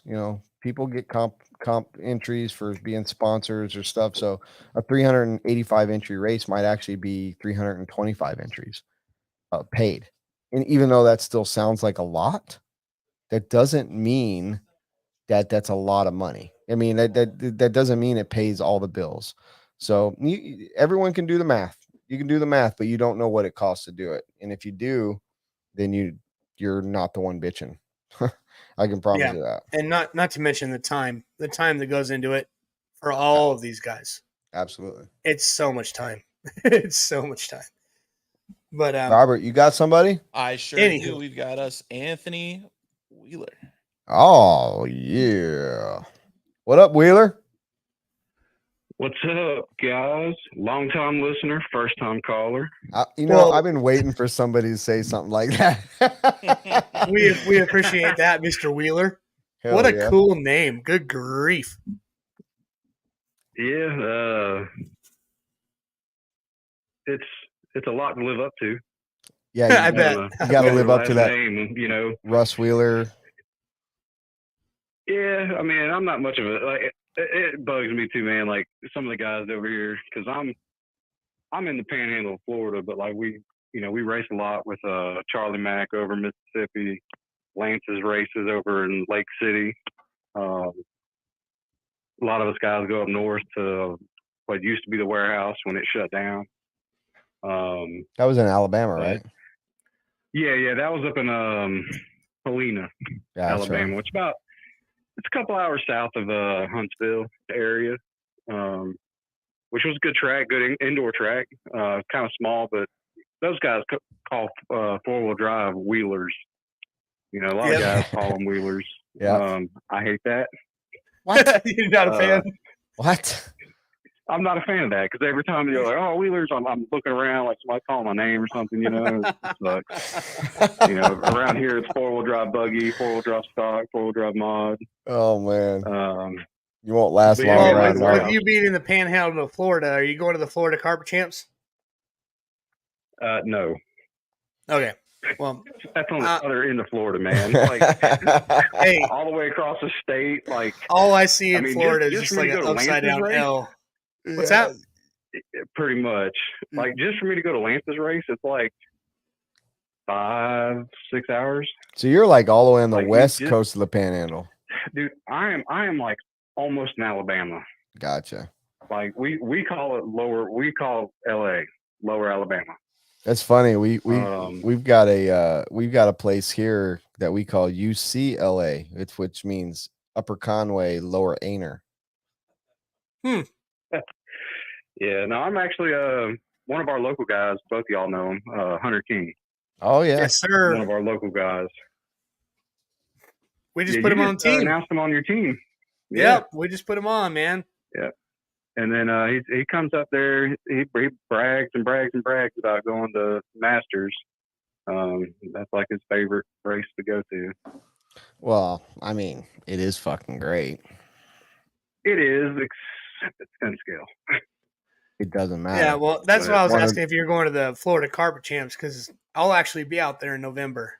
So I was hoping to meet you. So I actually do some carpet off-road racing, but it's over in Mobile. We have a carpet on-road track. So I'm kind of like our local track. It's an hour east to go to our local dirt track. Or if I go carpet racing on-road or carpet off-road, it's an hour west. So it's kind of, I'm in the middle of two tracks. So I kind of. All right, well, maybe cruise out. I'll buy you a beer. Even though it is 10 scale. It's a long cruise.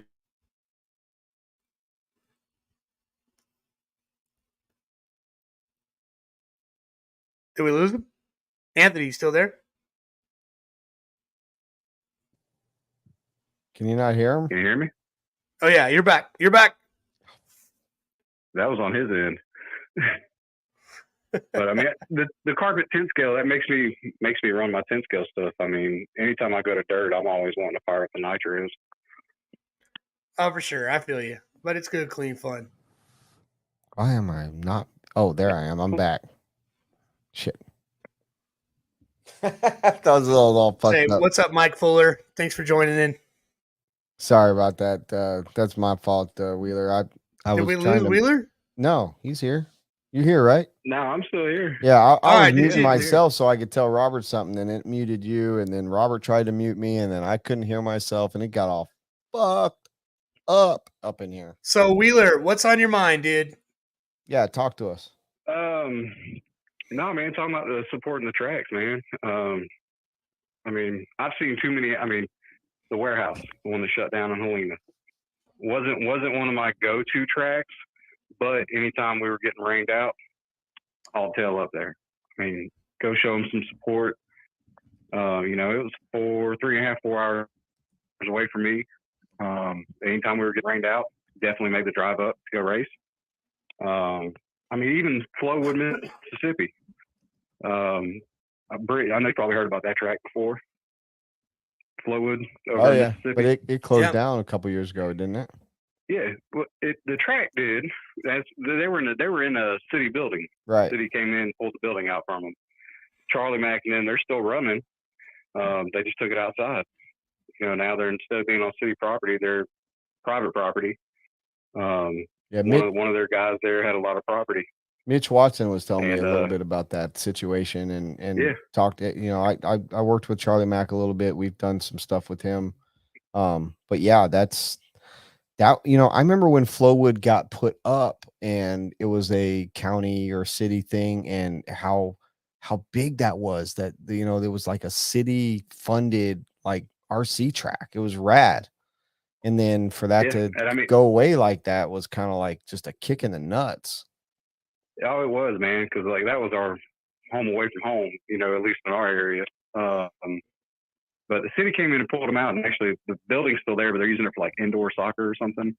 Right.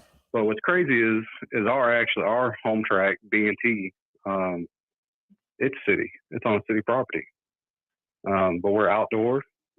They basically have a park. You know, when we first got into it, it was just an open field, basically.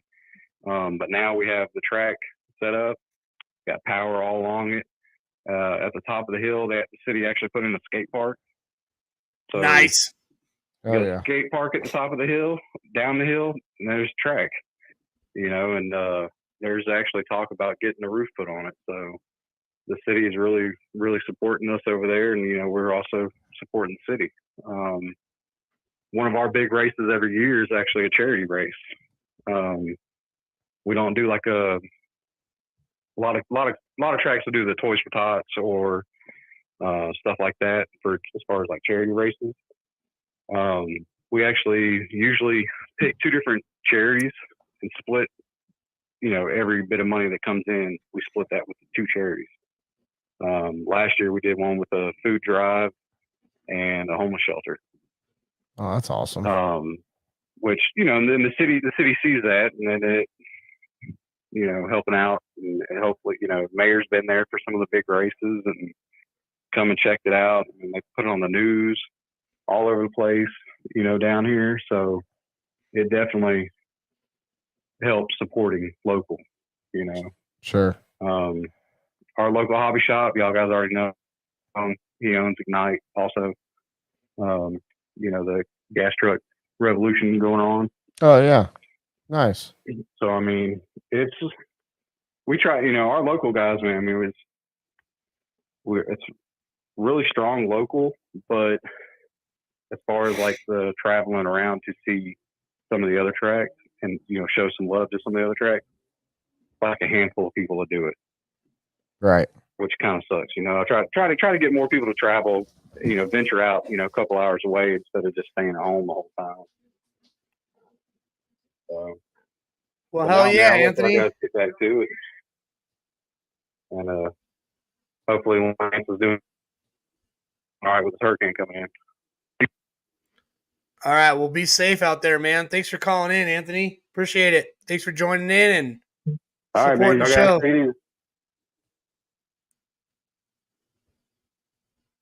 Later, dude. All right, well, Brent has gone to nothing. So I don't know what's up with Brent. Hopefully the hurricane is not hitting them right now. I don't know what's going on. So you got Chase solo live here now. I don't think Anthony's still on the phone, but I did want to talk like that. We did not brush. We didn't talk about it whatsoever. That Brent has now joined forces with the man. Brent is now the man. He has become the member of, I don't know what his title is, but he has become the man with, what the fuck? Brent! Hello, Brent. what's going on? Anyway, he joined Roar, and I hope that they're okay. They kind of just left me out here to myself. Hold on. Are you okay, Brent? Yeah, I'm good. I don't know what happened there. I have no idea what the fuck happened, dude. All right, well, cool. We lost Anthony Wheeler. Anthony Wheeler is gone. Did we? No, I think I'm pretty sure we broke off the conversation, but we did not talk one smidgen about how you are now the man. You're the man. What does that mean? I mean, You're now a member of Roar. Oh. Okay. So, well, you want to talk Mr. about Brent, it? you and Lance. Yeah, let's before we take our next caller, let's talk about how you are now the man. So, that's probably Paco. If you want to answer that, just talk to him directly. So here's my situation. It's real simple. I am very adamant about being able to complain and bitch about anything I want to, or praise, or I don't know. I feel like if you're gonna bitch about something, have a solution.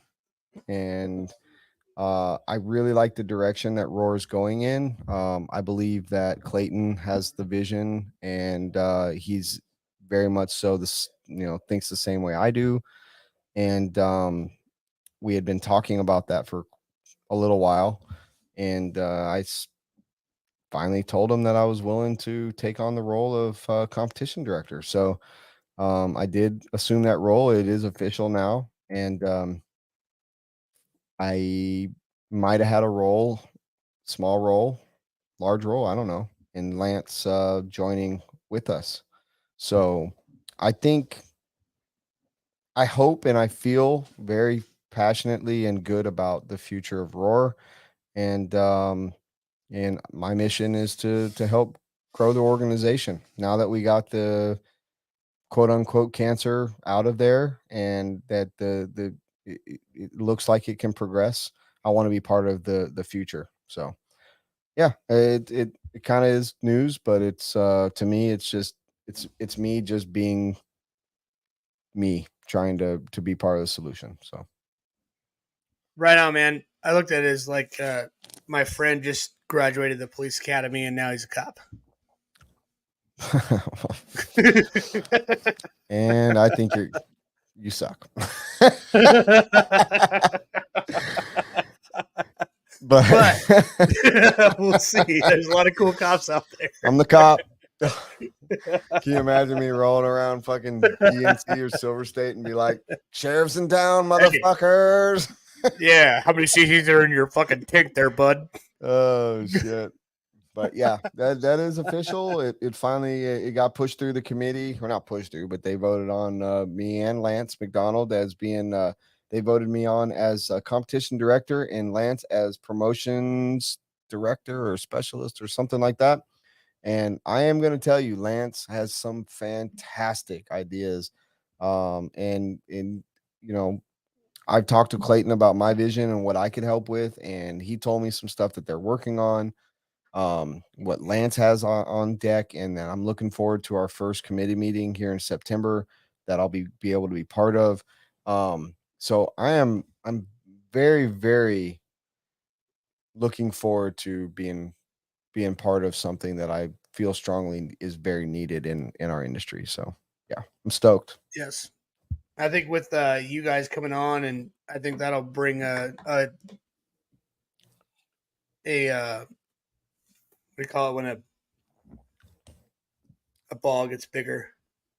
A snowball effect. Yeah, a snowball to more people joining and it becoming a Roar world throughout the nation. In all reality, and we'll talk about this more on future episodes, but in all reality, Roar being bigger and more people joining Roar will only help our organization. And it was sad to see the demise of it over the years, over the last, I mean, in the last 10 years since I've been doing events and owning Beach RC and doing what I've been doing. It's been nothing but a downhill slide. So Roar could really bring the competition side of RC back to a good, even a better place than it is right now. And it's in a good place right now. So, let's just leave it at that. I'm going to have to prove my worth, and I think I can. And I think Clayton's doing it already. I think the other guys, everybody that's on the board right now has the same vision that we do. And hopefully we all work really good together, and I see a great future ahead of us. So Sick, man. Well, hopefully it all is on the upswing, like you're saying. And I wouldn't mind a governing body, for all this racing and all that stuff, and a standard for classes and people moving up and things like that. I think that would be great. Super great. Nothing happens overnight. That's the main thing. I think guys like, especially somebody like you joining and Lance, I think those are the right people. I mean, who else would you want? I appreciate that. Making decisions and stuff like that. So that's really cool. And I am not going to get through this episode without talking about how rad Lucas's Roar documentary was. Well, that's funny you say that, because I am pretty sure, if I am right, is he on the fucking phone? Might be on the phone. Hey, Captain Ahab, Dillweed, Cocksmoker, what you doing, homie? Turn your fucking radio down, dude. This isn't Rush Limbaugh. You can't, bro. Is Lucas on the call? Lucas is on. Lucas, we're talking to you. Turn your TV off. ¿Cómo? ¿Me estás hablando a mí? Paquito. Sí, ¿Es de Paco? Si me buscas, me encuentras. No espero en la tienda ni. What the? Nomás para que aprendas. Conmigo te topas payaso con ropas. No you hoodwinked me. Te toca. Te traigo entre ojos y los traigo rojos. El diablo anda. Cut him off. What's going on? Get the fuck, Paquito, bro. I was looking so forward to finally having you on this show, and you just blew it with some bullshit. All right, next caller. Yeah, so I wanted to not get through this show without talking about how rad Lucas's documentary was. And then Paquito that thing was comes on. He amazing. should have been praising it, but he said something I have no fucking idea what he said, dude. When I watched Lucas's documentary, it made me think of, I'm going to date myself here, but have you ever watched those old Warren Miller like skiing documentaries? I've seen clips and pieces, like maybe like a where documentary where of it's Warren like Miller. kind of funny, he's talking about, hey, these guys are going down the mountain, blah, blah, blah, but it's kind of funny and kind of, comedic, but still making sure what's going on. And man, that was such a good documentary. It was so good. The editing, the overlays, all that stuff. So, pretty much what he did is made everything that I've ever done look like a pile of dog shit. Well, what's wild is he made everything he's ever done look like a pile of dog shit, because that documentary was above and beyond everything he's done. And Lucas, I know what he, I get to see him 5 days a week, and I know good and damn well he was not happy for months. He hasn't been happy for 4 months, because he goes home and he's been trying to figure out how to make that fucking thing great. And that's hard. He did it. It was amazing. It was good, absolutely amazing. So good. I can't stress enough to people that haven't watched it. I know it's 58 minutes long, but it's 58 minutes of something that you can watch that is going to supersede something stupid that you're going to watch. Like, watch this. If you're into incredible. RC, he nailed it. He nailed it. He killed it. I know that he would have loved to. There's a couple things I know that he wishes he had. was an interview with Kendall Bennett. I know he wanted to talk with him, but that was kind of tough that week. And he wanted an interview with Kevin Jellick. He didn't get that. No one anticipated any of that to happen, obviously. But everything he did in the order he put it in and how he displayed it and how he gave it to us. So money. freaking well done. Well done. Well done. God, it was beautiful. It was Can a we get masterpiece. a round of applause for our boy Lucas Loring?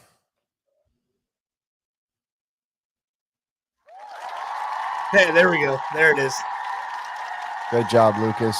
But man, God, that was a masterpiece. And if you haven't watched it, all of you 8 people that are watching right now, go watch it. It's so good. Yeah, go over to the beachrc.com YouTube page. If you're not a subscriber yet, I wish you would. But check out the RC documentary is what he called it. It's of the fuel nats. It's our latest video. It's fucking rad.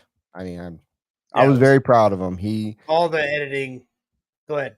No. Everything. I'm done. I'm just proud of him. He did a fucking fantastic job. I was fucking blown away. Blown away. It was so sick. So I mean, I keep putting other people's comments up and taking the number down. All right, guys, it is 11:06. We've got until I'm good till 11:30 tonight, boys. I am feeling good. I feel so good. I feel so good. Yeah, I'm going to bed tonight. Man, it's crazy because I don't even have to. I got to wake up tomorrow, take my kid to school, and then go to the gym. And then I'm going back and taking a nap. You know the last time I've taken a nap is? You don't, because I don't nap with you. Last night. No, I don't nap with you. So I'm going to take a nap tomorrow while it's sunlight outside because I have not slept. What's up, Fran, too? In the daytime in a long time. So anyway, who's calling? We got any calls? I just tinkled. What up, I just Fran, tinkled too? a little bit. I'm going to go. Oh, was I that don't you? catch my Did you cords in my flip-flop this time. Okay, Robert, DJ Bronsley just posted the link for anybody that wants to hit that video up. Yeah. So yeah, naps are great. I know nothing about them. 43 years old. The last nap I took, I think I was 7. So welcome to the world of entrepreneurship. So Robert, I was thinking the best way for us to get callers in is probably maybe we start like a 900 number and you can have like a really sexy chick voice. Oh, I have maybe another episode, but I have a great story about the time that I used to work at a call center and they screwed up the transfer line and it was transferring people to a sex line. All right. I bet that's rad. Yeah. So anyway, we don't have a caller.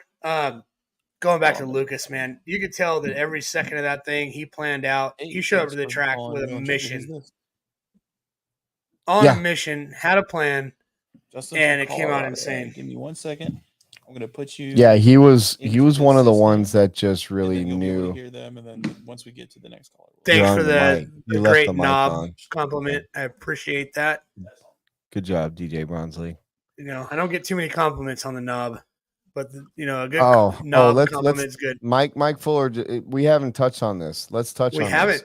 We have Number the video. One, I'm gonna preface it, and I'm gonna let you say what you want, Chase. But I'm gonna preface it. That won't happen again at one of my races after what happened last weekend, and I'll tell you why. Well, no, I'm not gonna tell you why. I'm gonna tell you how. I'm gonna do the same thing everyone else fucking does. I'm gonna put a damn pole or a bar across that pit lane. We didn't do it this last week. It's not been done at many. It's never at race time events. Maybe Joey does. I can't remember, but I didn't, and I just totally missed the mark. And I watched personally 2. The one that the video's kind of circulating around, and I watched another one happen. Both people were talked to. However, both people that did it knew better, and that's kind of what frustrates me about it. I would never do it regardless, even no matter what the situation is, because people's safety is way more important than me gaining a second on a pit stop. But that's dangerous. And anybody, if you ever have the chance to jump into pit road, because there's not a bar there, don't do it. I mean, it should go without saying. But yeah, I seen the video that's been circling around about RC Pro Am, and it sucks, man. I hate that they could I turn that, that into a was I don't think skid that was a mark. diss on RC Pro-Am. That happens all over the place all the time. And people ask me to call out what driver it was, and I'm not going to do that because it's a PSA for everybody. You know, Yeah, um, sure. I'm going to blame Instagram 100% for posting all the cool videos of guys there by themselves to the track doing a cool pit stop where the guy jumps into the dude's pit's hand, and does a cool pit stop, and it looks freaking rad. But in a race environment, I mean, you saw it the whole, when they go to the wide angle of that shot and it shows everybody absolutely fucking freaking out that car was flying through the pit. You see all the ladies jump and, people jumping out of the way. Like, it was totally uncalled for sure. Even though it was perfectly executed, like it absolutely was perfectly 100% executed, it could have not been. And that Yeah. could have gone straight into all those people or one person and ruined somebody's life for possibly ever.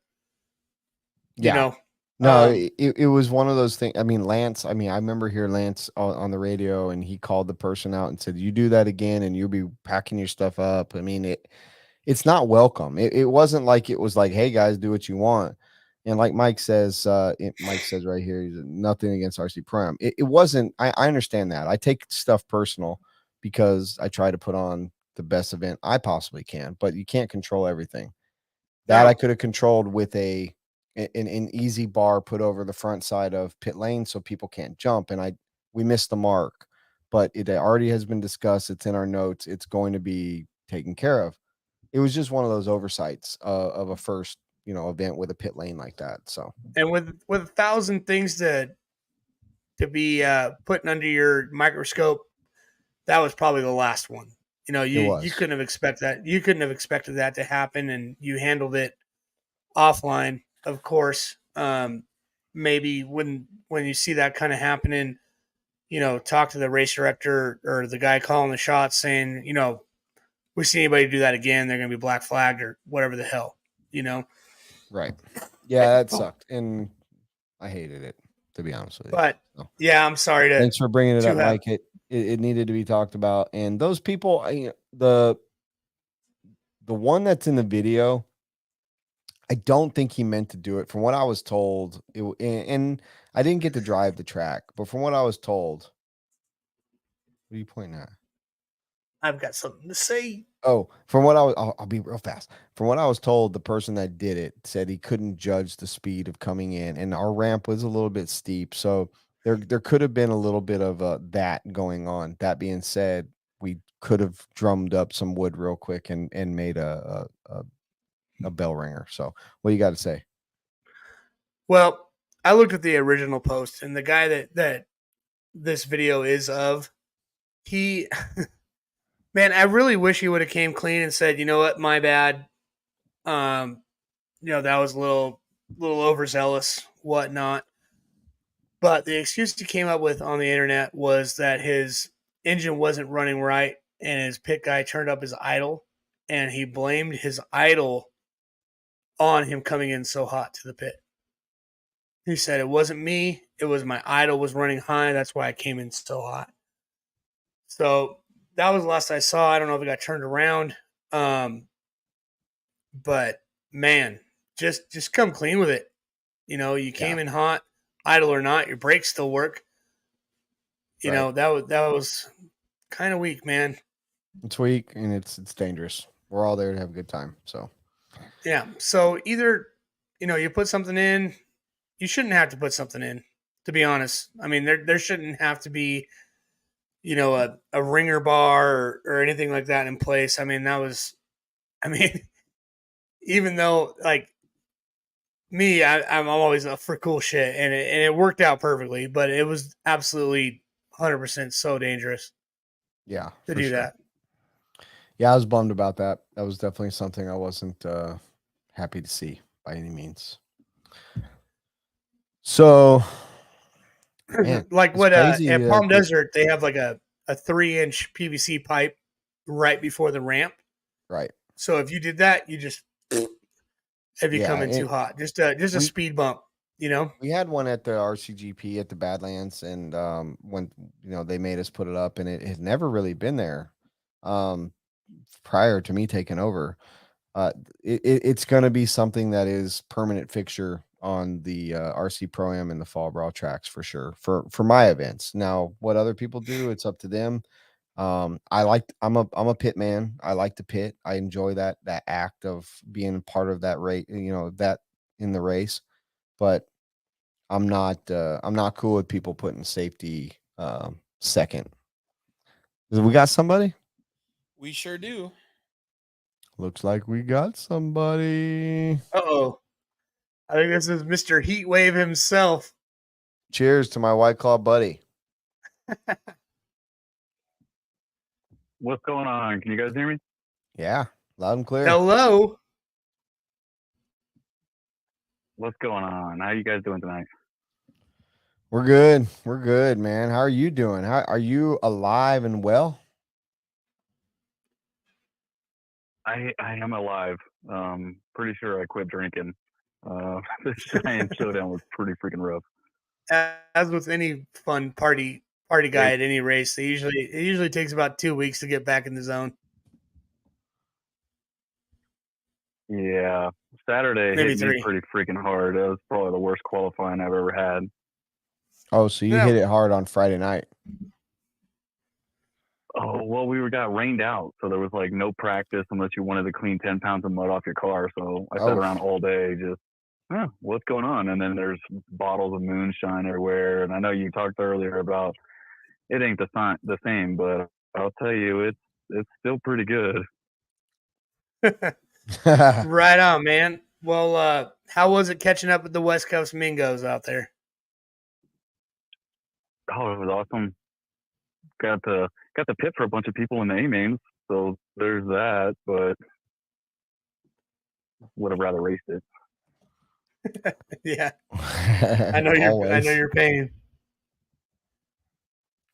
Yeah, but I got him some pretty good pit stops. I pulled Cody Thompson out right in front of Ryan Reese, and I was like, "Told you I'd get you a spot."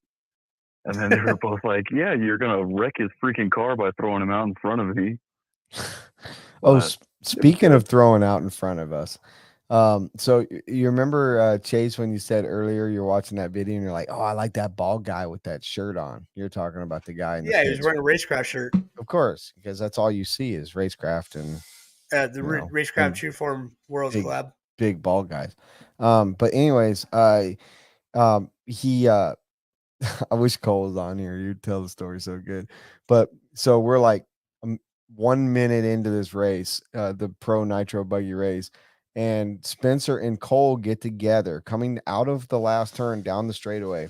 And Cole gets kind of wrecked, and Spencer wrecks down the front straight. Cole comes through the pits and lands like his car lands underneath pit road in front of his pit guy, right? Which is the bald guy with the racecraft shirt.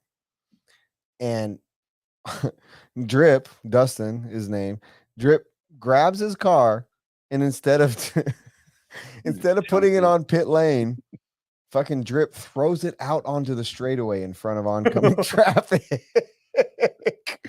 Holy shit, dude. I mean, you would have the whole place went like whoa. Yeah, like sick what? move, dude. What are you doing? He literally, so Heckert and Ogden crashed together, and Heckert's getting marshaled while Drip throws Ogden over the pit lane. Ogden lands in front of Spencer Heckert, and they hit again. Oh no. Pandemonium. Oh my god, it was one of those like holy shit moments. Rad. Wild stuff. So Justin, to that too. It was. What's next for Justin Hooglin? Hooglin, you're doing a lot of things, man. You got your own, trackside hobby shop thing going on. You got races. You got team manager, and you're doing a lot of things, dude. What's next? I got some plans. I'm not ready to talk about it yet, but there's something coming. All right. Well, damn. cool. Something I'm pretty excited about. Awesome. Nice. What is it? Yeah, I might need to win the lottery first, and then I'll let you guys in on the secret. But after that, it's all downhill from there, in a good way. But hey, I actually did have a question for you, Brent, because you're Mr. Roar now.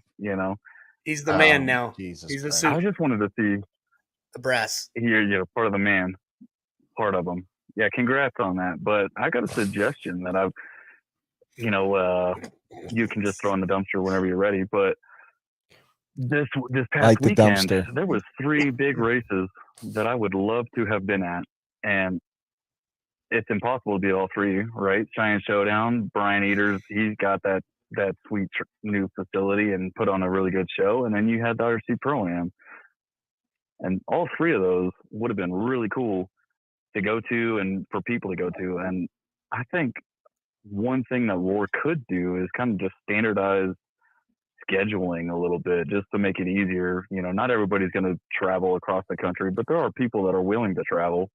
And if they got to pick and choose, it is what it is at some point, just because there's other schedules, but at least some kind of forum where everybody can get together and start building and like work together to get more people at different races. Well, I just got a suggestion. I don't really have the solution to it, but maybe if it's use RC sign up or something that's already pre-existing instead of reinventing the wheel. So I think you're onto something for sure, and I don't think that it's very difficult to do, and it's something that I can definitely suggest and bring into discussion. But the main thing would be Roar's not going to promote anything that's not Roar orientated or whatever the word I'm looking for here. I assume like if you're a Roar track and you spend the money to be a Roar affiliated track, which is not very expensive, that you could pretty easily become part of their monthly schedule and have a schedule that's put up on their website. It's not there as of the moment. All they really post that is the nationals. There might be some regional scheduling deep down inside the website. But yeah, I definitely think that that's something that could happen, but it's going to take people becoming Roar affiliated for sure. And that's part of what I'm going to be working towards as my position is not only taking the bids for nationals, taking the bids for worlds, whatever we're going to be doing, but I want to help try to, go above and beyond and try to help drive tracks to becoming Roar affiliated. I mean, I'm a perfect example of people that didn't like Roar, or I shouldn't even say I didn't like Roar, that wasn't willing to support it under the circumstances. But I am willing to support it in the direction that they're going and with the people that are passionate and willing to put in the work. And I want to share that excitement with other tracks, and I want to share that excitement with other promoters and try to get them involved for sure. And I think we should be just stoked that RC is thriving so hard that we have 3 major races going on in the same weekend. I mean, we could also be stoked on that. Very true. Very true. Word. Spencer Heckard is watching, the winner of the Pro-Am. Also, the broom carrier. Thanks for watching, Spencer. I told Spencer he should call in because I want to hear the story about Friday night. Justin, we got to get you out to the East Coast, brother. I'm, scheduled RC Pro-Am, not on the Cheyenne Showdown. That's my baby. I can't ever not go to the Cheyenne Showdown. That's the race to go to. Fall Brawl, this year, November 30th through December 3rd.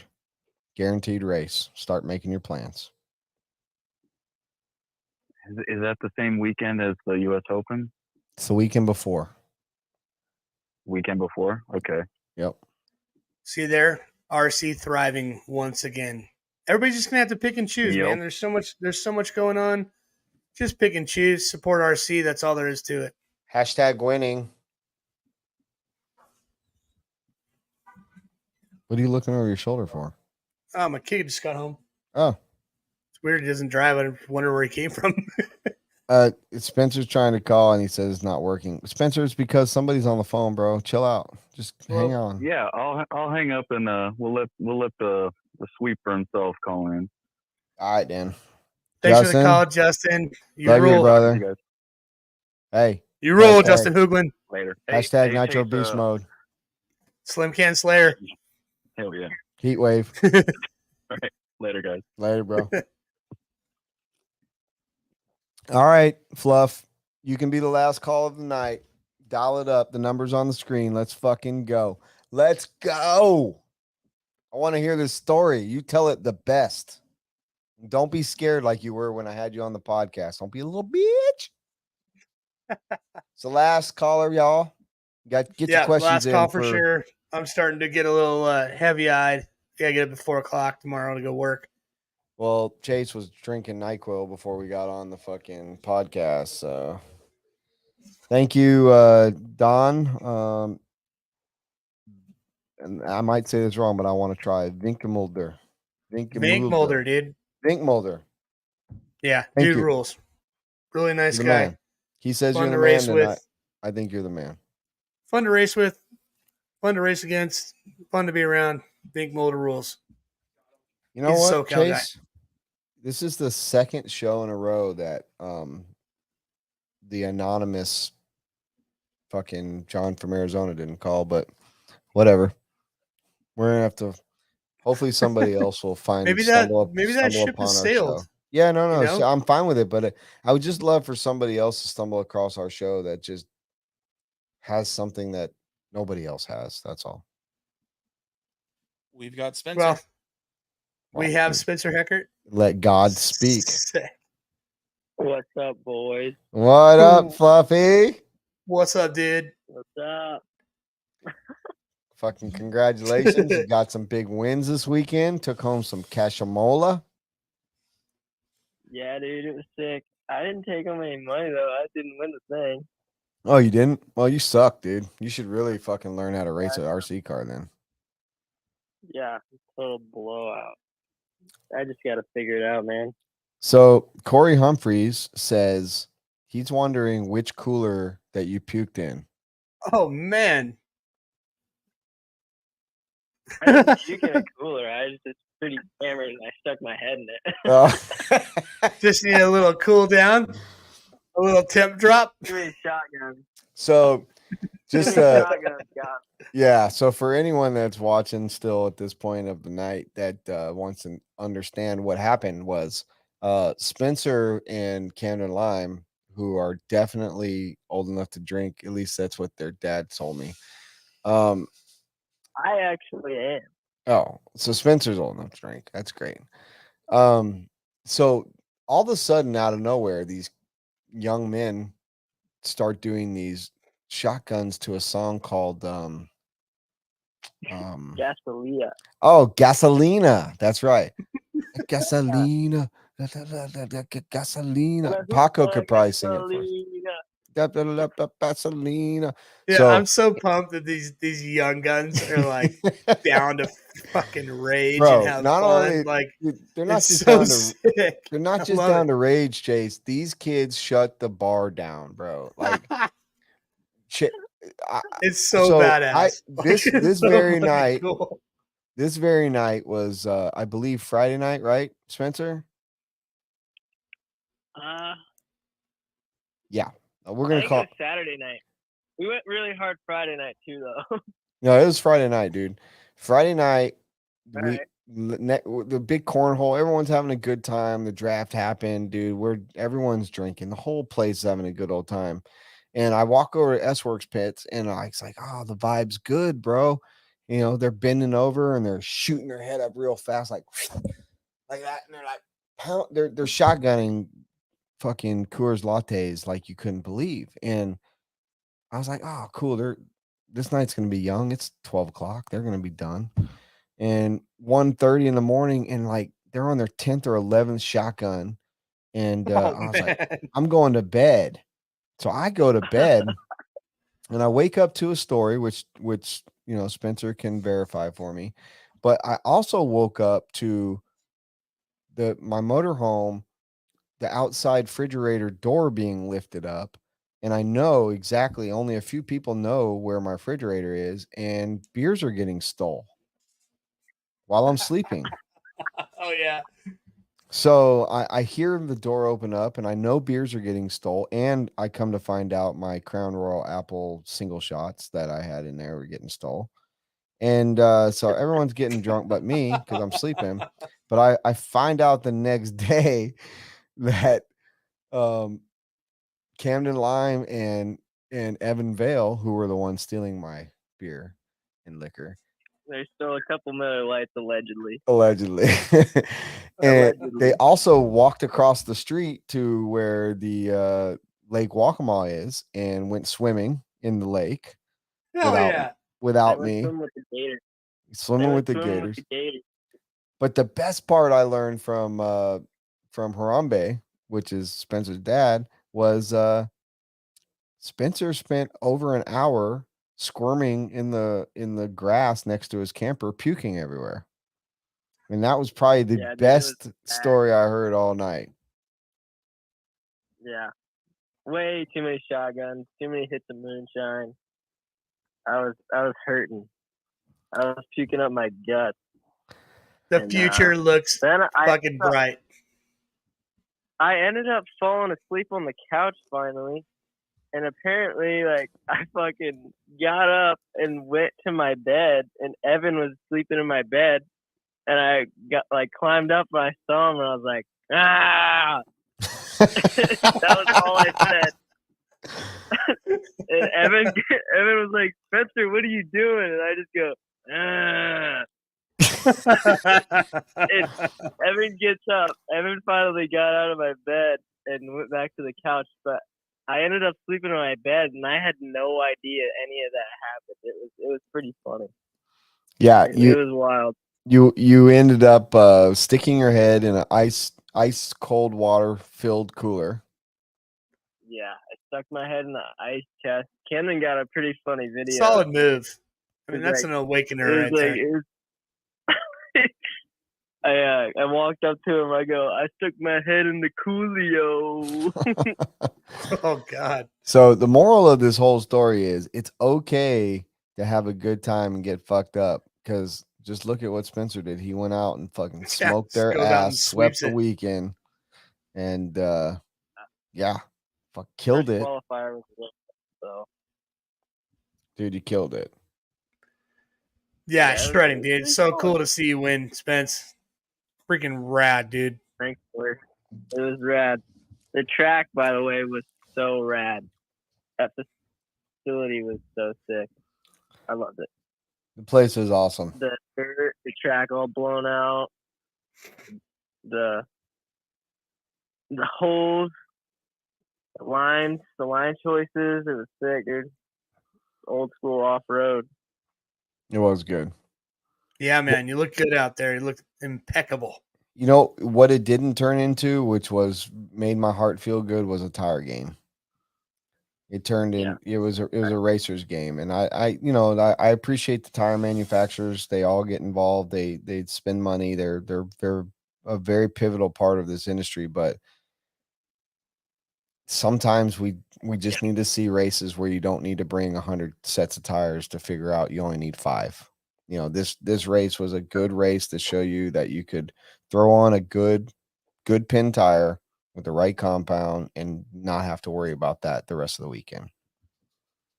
Yeah, it was sick. I mean, I was running the same set of S5 hole shots all day. I just mounted up a new set every day. I ran them on both cars the whole time. That's awesome. And yeah, that was sick. The dirt was, the moisture in the dirt, the mister system. The track was prime, dude. It was so sick.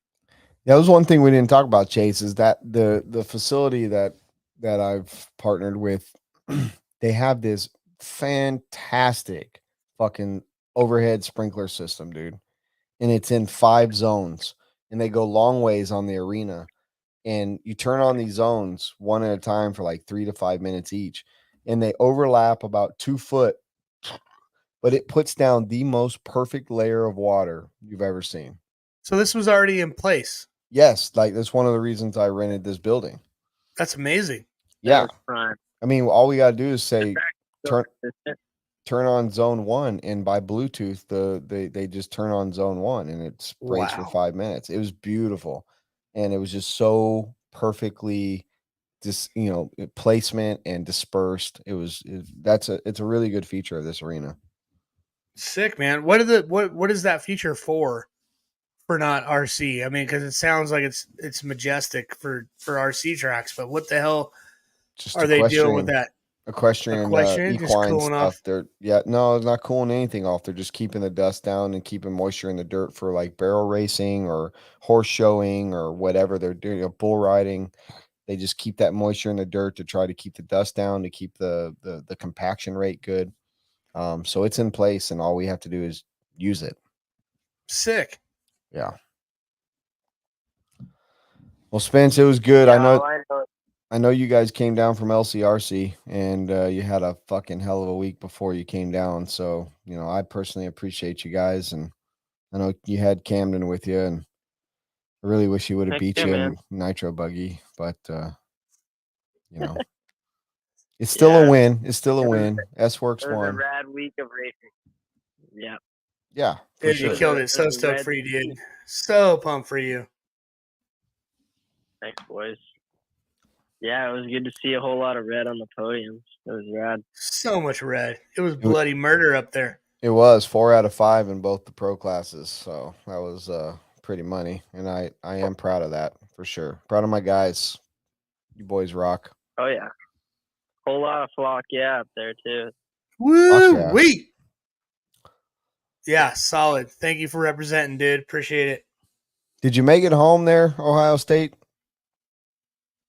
Oh yeah. It was cold when we got home. Oh man. It was a little bit of a reality check. So you went from like shirt off and glistening in sweat to long sleeves and fucking in face masks?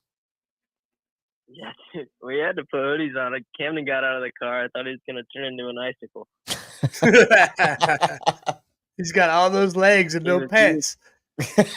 He didn't. He was not liking it. That's awesome. Oh yeah.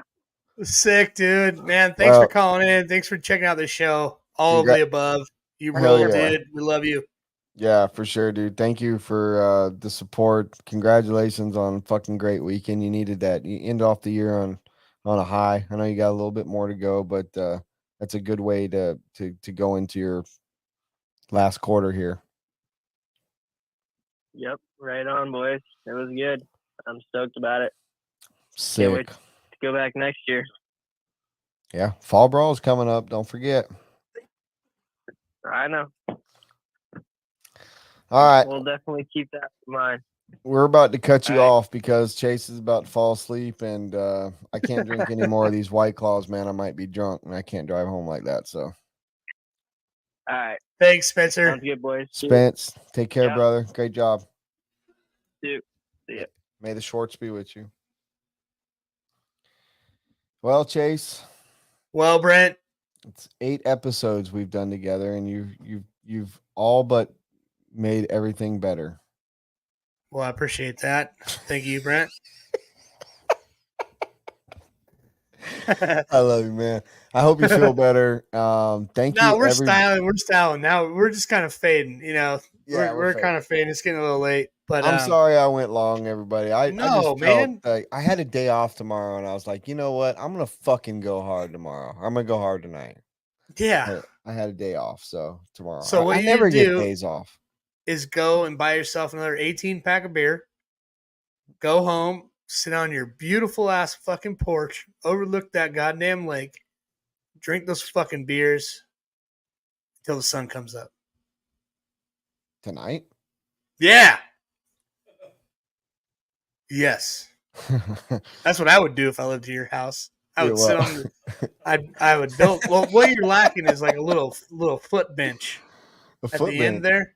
You need a little foot bench at the gate so that you can sit there in a chair with your feet up and just watch the water, drink some beer, fiddle around on your phone. You said the The sun magic come- word. And then the sun comes up. When we open up the show in 2 weeks, I'm starting the song. Man. I'm starting this with one of my favorite songs ever. You said a Bitchin'. magic word. So I might do that. Fuck it. I'm gonna go home. I'm gonna put my fucking feet up and I'm gonna watch some fucking sun come up while I There you drink go. beer. While my wife's asleep. My daughter's wondering if I'm taking her to school tomorrow. I'm doing it. Just I'm fucking fucking doing it, dude. Brent Serenity. Let's Serenity. fucking go, dude. All right. I Yes. got a day off. Don't anybody hate on that. I'm fucking taking a day off. I'm out. Take a day off. You deserve it. Chase, I love you, buddy. 2 weeks from now, we're talking about something, and it's probably called Worlds. All right? Oh yeah, 10 scale worlds. We will be here to talk about it. All right. Y'all have a good fucking night. Thank you for all the support. Thank you for watching. I know we ramble. I know we talk stupid stuff, but you guys are here and you're supporters, and all 27 of you we love. Every one of you. Yeah. And if there's Me any 28. blowouts, if there's might any have had a new- blowouts of the worlds, We might have had a new subscriber tonight. I don't know, Chase, but we Maybe. love them. maybe. If there's anybody blowing out anybody from the back from the worlds, just tell them your idol was high. Work for the guy at the pits. And if you're ever looking for inspiration on a beautiful track, contact Brian Eider. But otherwise, for the night, sweet dreams. Yeah, don't let your meatloaf. Good night, everybody. Peace. Bye-bye.